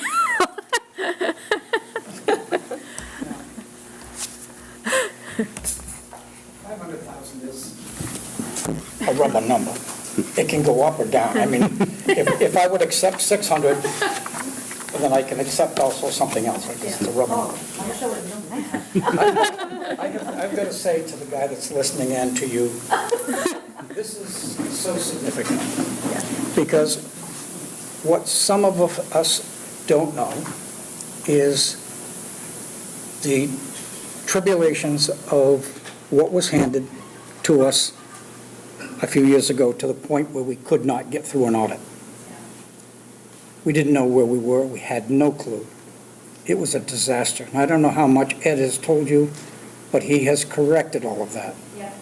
To the point now where he decided he could take some time off. So, and this is more proof of it. This is something that you can say to the public, give us the money, and if we don't need it, we'll return it.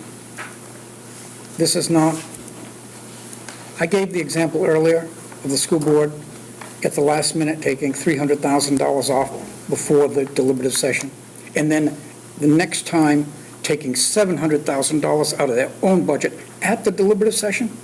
Come on now.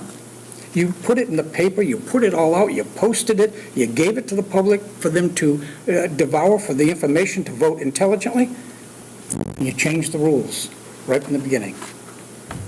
So, that all being said, those days, I hope, are absolutely unequivocally gone.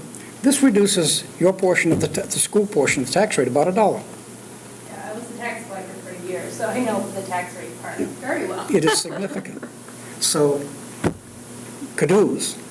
You can stand up and bow if you would like. Well, no, like I said, it's 14 days. This is all Ed, but.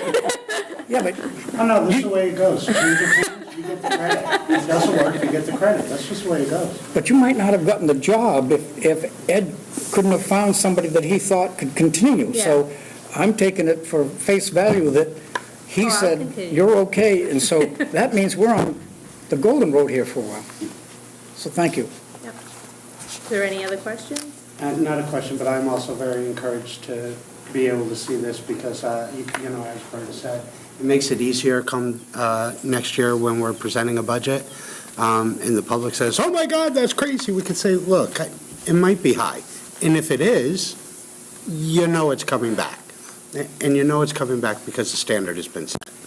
You know, so, yeah, no, very pleased. There's one more thing I want to make you aware of. One more statement. Sorry? And it couldn't One more be, statement. it couldn't be any more appropriate than this year because of between fuel oil and everything else.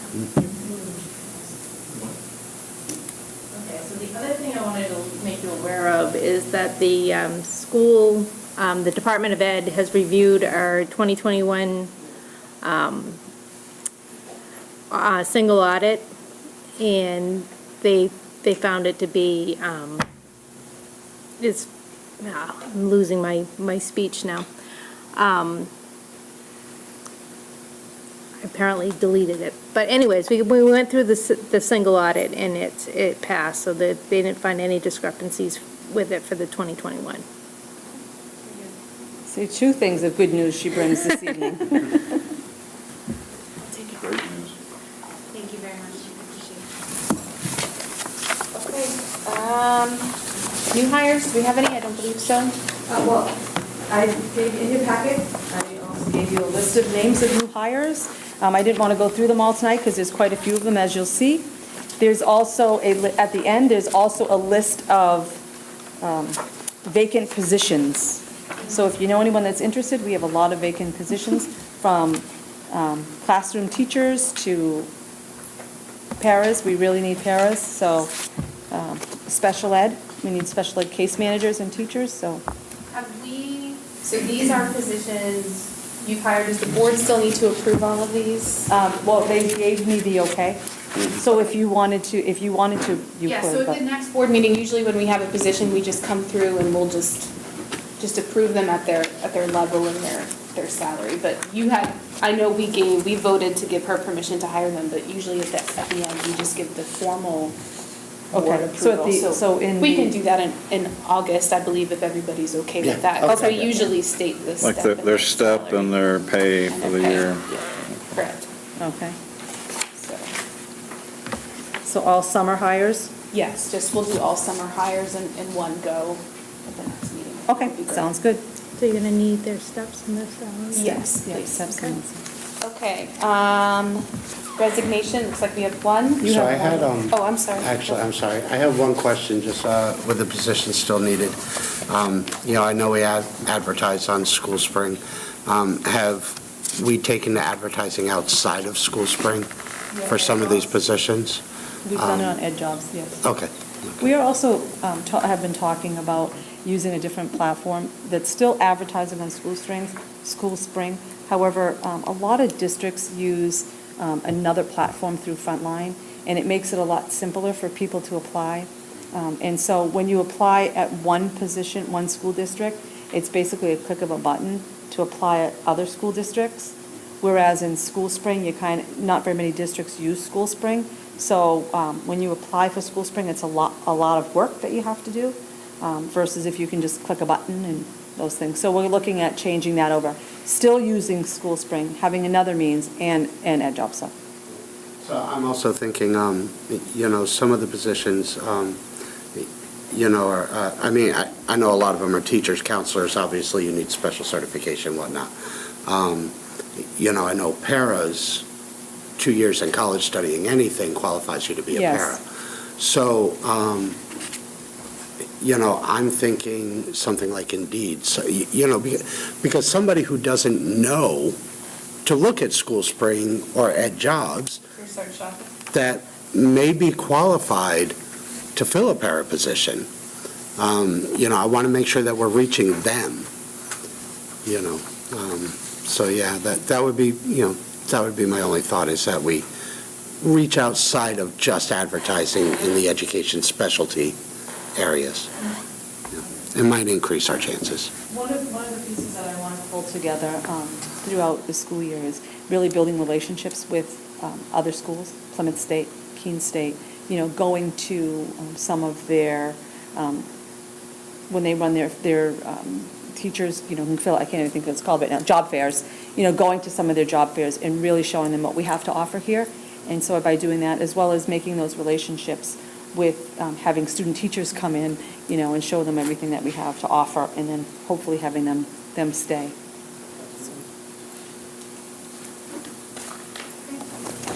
All right, resignation. We have one resignation. It's in our packet from Ms. Bonnie Basher. Is there a motion to accept that resignation? Make the motion to accept the resignation of Bonnie Basher. Is there a second? Second. Okay, all those in favor? Aye. Aye. Opposed, abstained? Okay, thank you very much. We have no policies this evening. Policy committee will meet in August. That brings us to communication. Is there any communication from administration?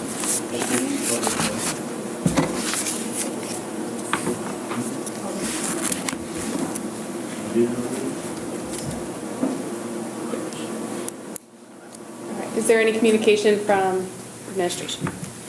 Jenna? I'm sorry. Yes, sir. I didn't get here in time, I didn't realize you moved the public comments up. Is there any chance that I may have an opportunity to speak at some point and when you do the other, or is it too late? That would be up to a board vote, because public comment has been closed. It's So, in general in the form of a question, and I Okay. think I'm not going to affect policy, it's a general question. all right. Is there a motion to allow a community member to speak outside of public comment? I would move. I would second. Okay, all those in favor? Aye. Aye. Would you mind if I did public comment first? And then we'll do, so come on up, sir, and just state your name for the I record. think you can hear me. My name's Ed Carr. I live. Nope, you have to come to the microphone, because Yeah, NCTV. do that. If I can't hear you, you need to be like, please. Sorry.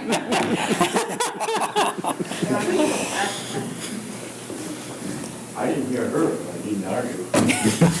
I did. Listen, I'm not here to start anything. I came with a specific question, but to lead up to it, I listened to some of these discussions that go on. I'm very proud of the system in this Newport town. My children have gone through a great system. They've known people. My family's been involved in the system. And the basic success for this community, or we're gonna lose a generation, is you people right here. And I guess the things that bother me is when I see the strife, which I think you're overcoming that. I think I see the end of that, and I'm glad to see that. But the thing I know, why I'm particularly here, is that there's a meeting coming up soon about what they call workforce housing and what's the other term for it? Not workforce, but affordable housing. And in all of the discussions, we as communities have talked about, our general issue is where they situate them. I understand that, but points have been brought up in regards to can the community handle the impact? And I keep hearing from those very not elected, they're appointed people that seem to think that, that you people can handle it. My thought is if you were faced tomorrow, and you're working bare bones now, and you're doing a hell of a job considering what you have to deal with. I get that, and there are a lot of improvements to be made, don't get me wrong, and I'm not fully cognizant of all those issues. But I know you're struggling to bear with it, but if we put 40 students at you tomorrow, can you handle that? And I'm concerned that when I go to these meetings at the planning, the zoning, and all that stuff, I don't see representation from what I call the experts, because you're the people that know if you can fit them into this room, if you have you're talking about you need new hires and everything. And I would really almost beg you to say, can you participate in these situations with the town? I mean, we're all on the same wallet. We want to work together. I don't want you to look bad so I can do better for the town budget. I want to put my wallet out to all of you. And again, I believe that we'll lose a generation if we don't get this education thing going. But if we can't all of a sudden handle an additional, I don't know the numbers, no one does, but what if they say to you, yeah, we got there's going to, 2 units that are going to do 40, 50, 80, and they claim, the salesmen say no children, but we know better. We know that no one can say that. And can you handle that? And I guess I don't know how to ask you to participate in that thing, or have they asked you, have they involved you? And that's kind of my question. Does that make any sense? I'm not one of you, I'm not an orator. I have not been asked to participate. What's the name of the program, sir? It's a regular zoning and everything. In other words, there's a couple of hearings tomorrow night for an additional, not tomorrow night, Thursday, no, next week, for an additional multi-unit housing. They approved one up on Spring Street for 40 units, and now they're trying to cut down the parking, and I don't want to get into details because I know we're not supposed to talk about it, and you know how that works, and I don't mean to do that. But someone needs to listen to the fact that, gee whiz, they didn't think about the fact that if they all pile in here tomorrow and everything were escalated and they moved in, what happens right here? Well, can you handle an additional, and I don't know the numbers, but a lot of students, and you're doing a great job with what you got now, and you're still trying to find people, if I'm not mistaken, from what I hear, and it's not it's just the way it is. So I don't know, as a citizen, I say I don't see representation. And I don't know that we've even been asked. And perhaps they'll do what they did to me. They put me in a room downstairs and said, you're not in the butter. You can't talk. But I think we need to hear from somebody, from people like you that say, look, we all share in this. And I guess that's kind of my question. If you haven't been asked, could you be, and I guess I got the answer, you haven't been. And they seem to say, well, no, we can do all this. And again, I'm not going to slam anybody, but they're appointed people taking their best guess. And listening to maybe these people that found a sieve in this community, as far as, I didn't mean to say that. But thank you. Thank you very much. You said that meeting was next Thursday? Excuse me? You said that meeting was next Thursday? Yes. All right, thank you. All right, back to administrative communication. Sure, I just have a couple of things that I wanted to, just to bring up. Summer school is in full swing, and we're very proud of our students. At the high school level, we've actually already had some students that did their comp recovery. So it's really great to see that happening so quickly, and they're getting things done. The buildings and grounds is doing amazing things in our building. It's wonderful to watch them work. And I will tell you that I spoke with some of our students. We have some of our students that are actually working with our buildings and grounds crew, and I will tell you what, they have a totally different perspective now than they did. And one of them said to me, this is hard work. You know, I said, yeah, he goes, no one's going to be allowed to touch the walls in the buildings anymore. You know, so it was kind of funny, and I thought, boy, I wish we could just have all of our kids participate in this, then they would, they have a totally different outlook on our school buildings. But I got to tour a lot of the buildings, the grounds. It's amazing. One of the things that we did speak about, and this will be on a future agenda, but the ramp that is sitting on the basketball court, we're going to talk a little bit more about that once we get more information on if we want to move that or what we want to do with that, because of the placement of it. But it just amazes me. When I was standing out there, the Frisbee golf, there were 3 or 4 families came to play it, and I'm like, that is really amazing. So there's a lot of really good things happening here. And like I always say, this is our story, and we need to start telling it. So I'm really excited to be able to tell the story of the wonderful things that we do have happening here in our buildings, and all of our buildings. So it's pretty amazing. Does anybody else want? On the board side? No, I almost got something to say. That's mine. And actually, what I want to talk about has kind of changed since, I got here. I had this whole big thing planned out. Those who don't know, I drive a bus. I have nothing to do but think all day. So I have a tendency to over-prepare what I want to talk about. But like I say, it's kind of changed. So the first thing I want to do, I want to make sure I welcome, the new administrative team. Goodness, and even with Tim joining the board, really, we're a new board, new administrative team. This is a real opportunity, for us to move forward, for us to move up. I agree with Bert and everybody that said it. No, being at the bottom is not okay, so I think this is a great opportunity to build up from that, and I have no doubt that we're going to. I have never believed that the bottom is where we would always stay. But I do want to make sure that I welcome you guys. I hope, how do I say it delicately? I hope you're prepared. Honestly, this community has not always been kind to the administrative team of the district. And that's not just a board, not just specific board members, but the community as a whole has not always been kind. And I really hope when hiring decisions were made that was taken into account, that, and I hope when you guys accepted positions, you kind of did so just prepared to take it on this side and let it slide off this one. I really do. So aside from that, aside from welcoming you and giving you a polite warning, I wanted to expand on something that Mr. Dugas mentioned during his presentation. He mentioned Zillow, and I had thought about talking about this a while ago, but then it just kind of passed, the other way. One of the concerns that has been raised in regards to our school's ranking is in the subject of property values, that people looking for property will see our ranking, they won't want to, move to town or whatever. So Zillow and Realtor.com, I have a tendency to follow real estate markets. I even have the Realtor.com app on my phone. I already own a house. Trust me, I'm not buying another one. I just like to keep up with the real estate market, and sometimes I like to daydream a little bit. Who doesn't? So I'm very familiar with Realtor.com and Zillow.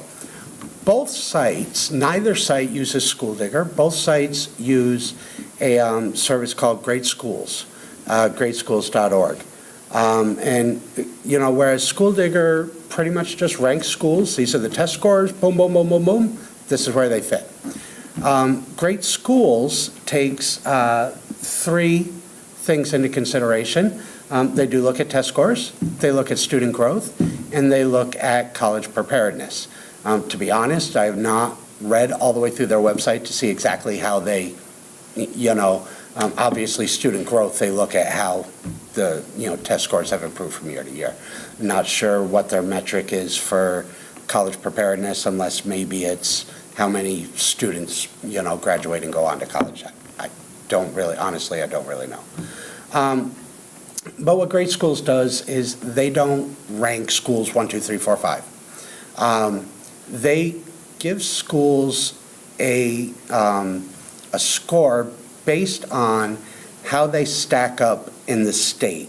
So they have a rating system, 1 through 10 rating system. 1 through 4 is below average for the state. 5, 6, 7 is average for the state. 8, 9, 10 is above average for the state. Pretty clear. I've been watching the real estate market in Newport for a long time because I've lived here for a long time. And I know when I first moved here, I was renting an apartment and I was considering, do I want to buy a house in Newport? And I would look at these ratings. And at the time, Richards was rated as a 3. Toll was rated as a 2. Toll was still open at the time. Middle high school was rated as a 2. Just recently, because of the conversation about School Digger, I had honestly never heard of School Digger before.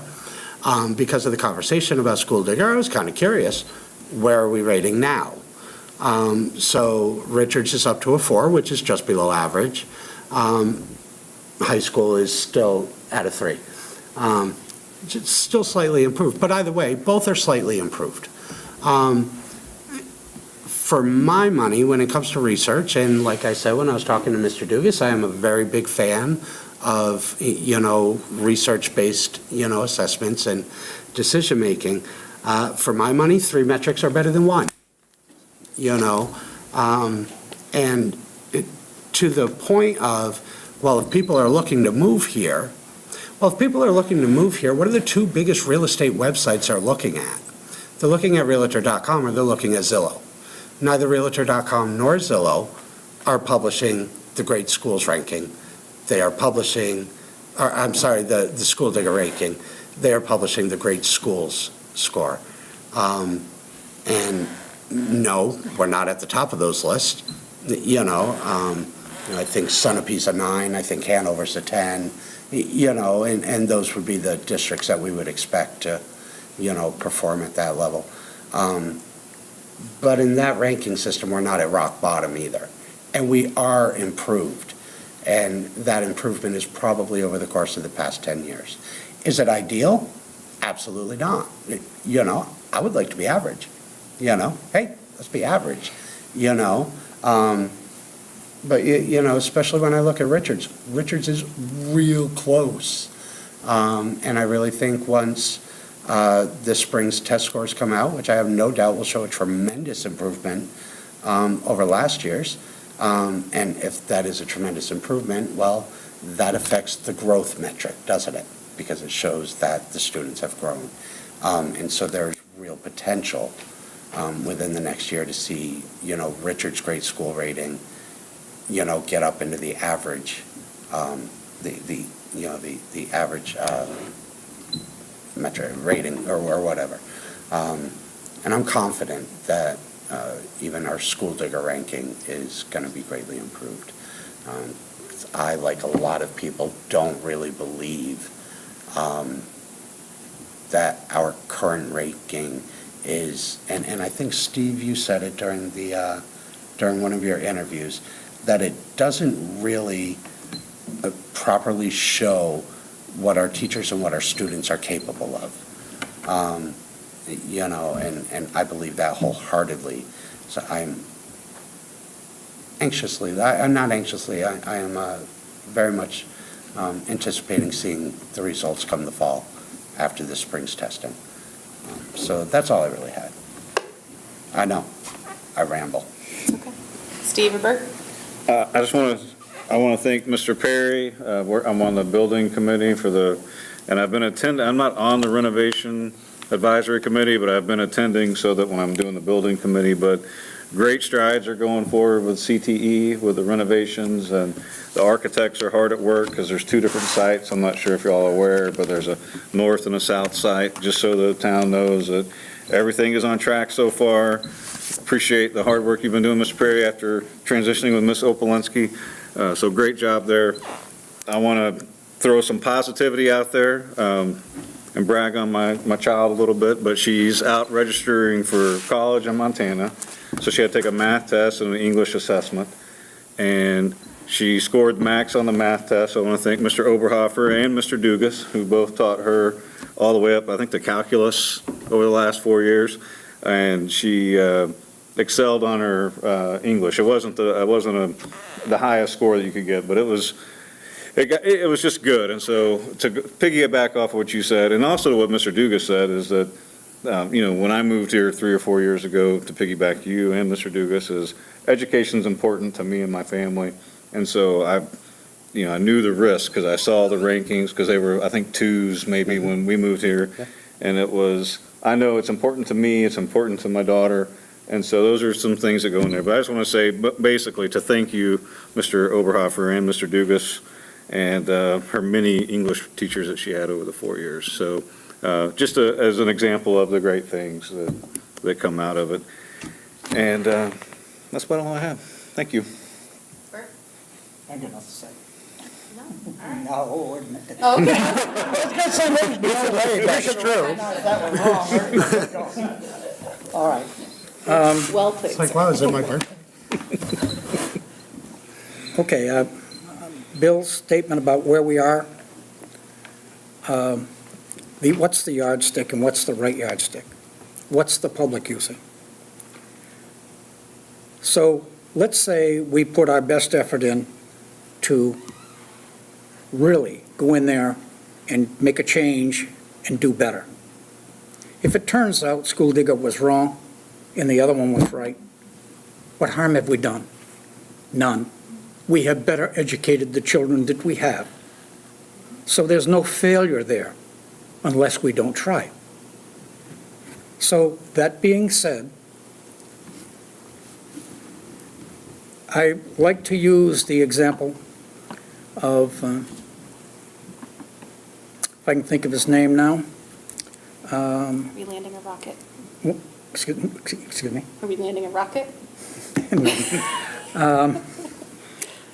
Come on now, he went into General Electric. They hated him. Oh. He asked the people to do their job, and they hated him with a passion. I don't remember his name. The stock price for General Electric increased for 25 consecutive years, greater than any other company near its size. When he left, there were tears and problems, and GE has taken a step down. What he asked the people to do was something that they really wanted to do themselves, but sometimes morale and, oh, damn, I got to go to work today, as opposed to, wow, I get up, I want to go to work. So if, in fact, there is a goal and an objective, a lot of people follow in. I am one of those. I want nothing to do with failure. I want everything to do with doing it right and getting it done. I have been on the other side of the fence here 3 times in history. We were similarly situated in the 90s, and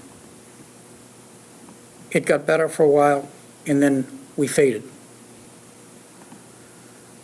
So I'm going to ask all of the people who are employed in this district to say, no harm can be done by us trying to do better.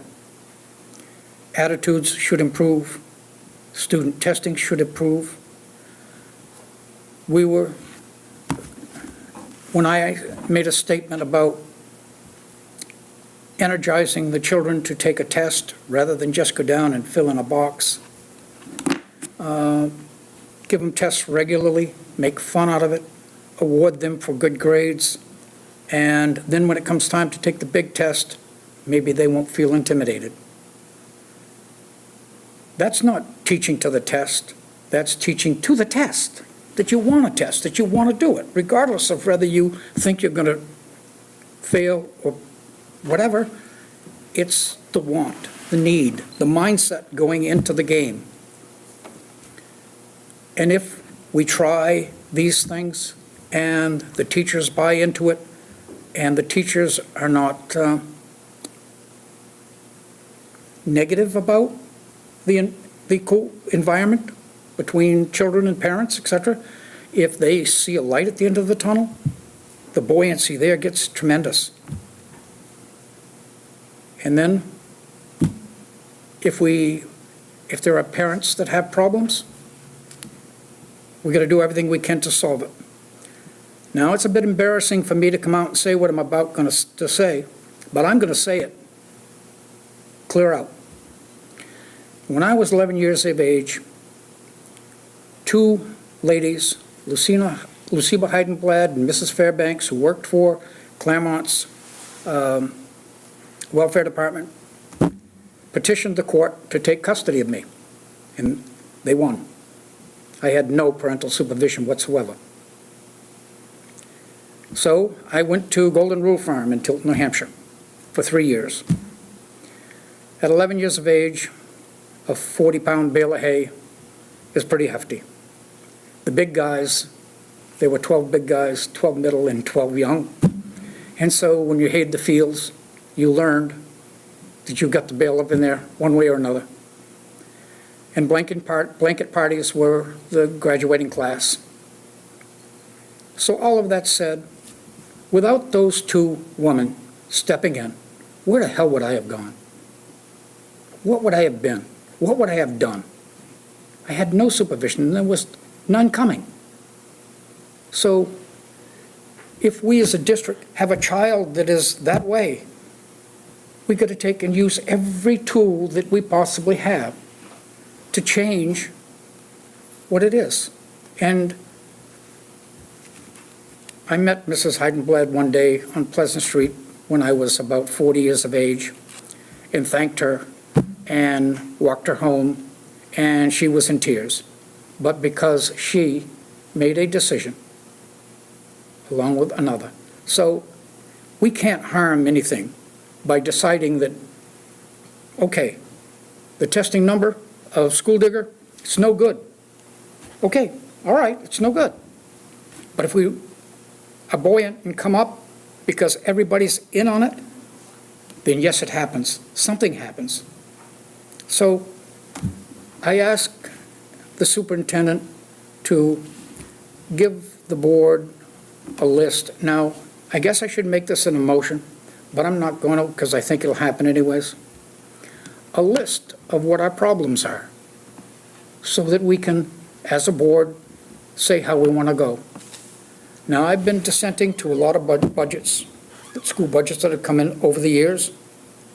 But I got to tell you, if I think there's a light at the end of the tunnel, I'm on the other side.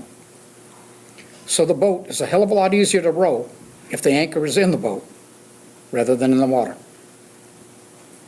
That being said, I'm on board. I can support the school district. I supported the school district this year with a CTE center. Spent a weekend putting it together and put it at 3,880 mailboxes in this town with my money. So I'm not against education, and I find it interesting that so many people showed up at our last meeting to talk about how bad I am and not talk about where we're going with education. So that all being said, I'm hoping with the new superintendent, and it's already been said once, but it deserves to be said again, a new superintendent, a new financial person on good footing, and we're at the bottom. It's like sitting in an airplane. You can't crash on the ground in most cases.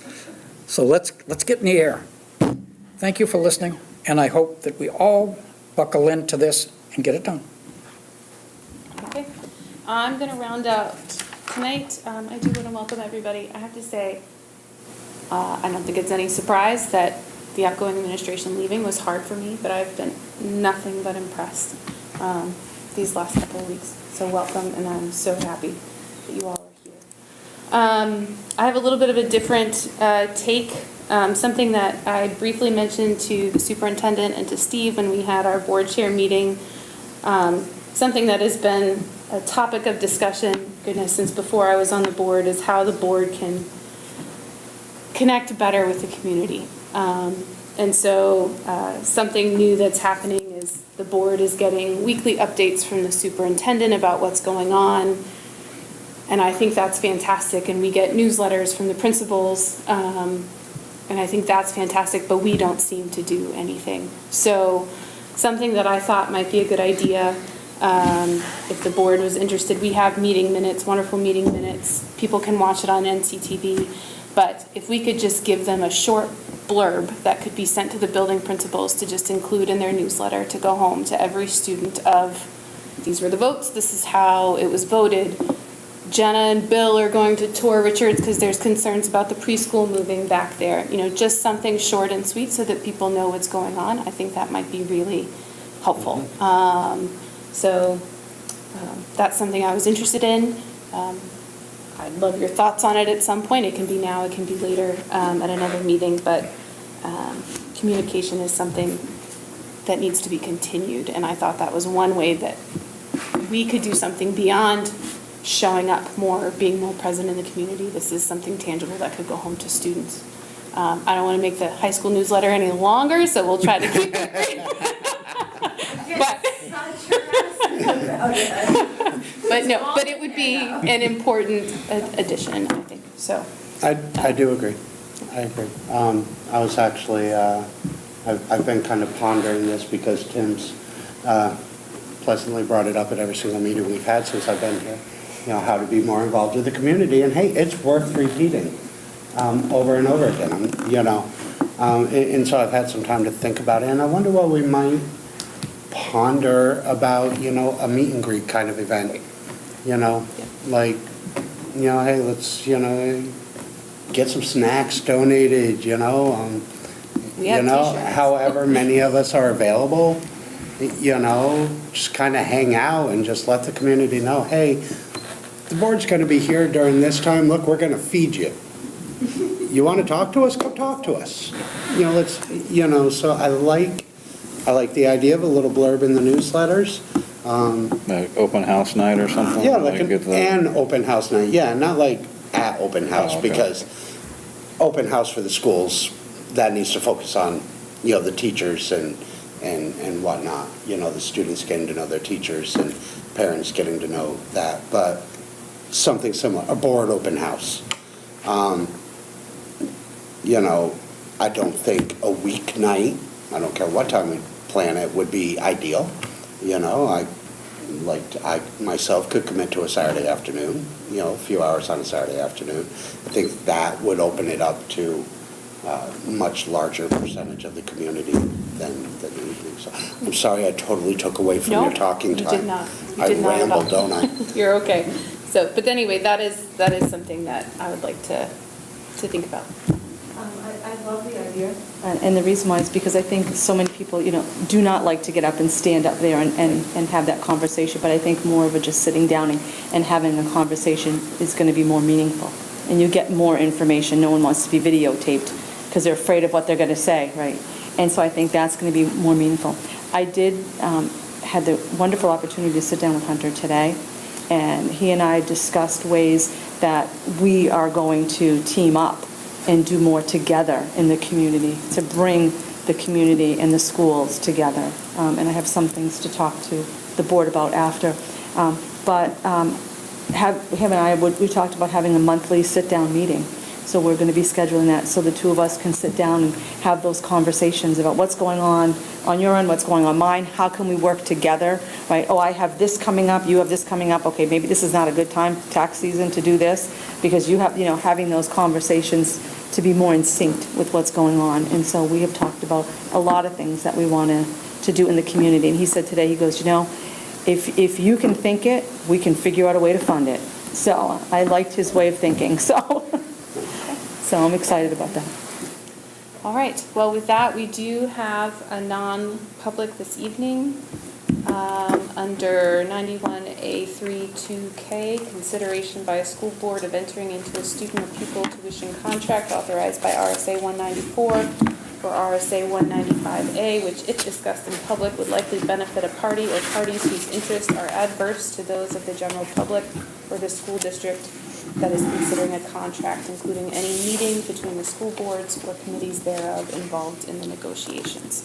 I need a roll call vote to go into non-public session. So, Bill? Bill Wilkinson, aye. Bert? Oh, I'm sorry, Steve. I skipped over Steve Morris, aye. Bert? Bert Spalding, Senior, aye. And Jenna Darling, aye. Okay. Yes.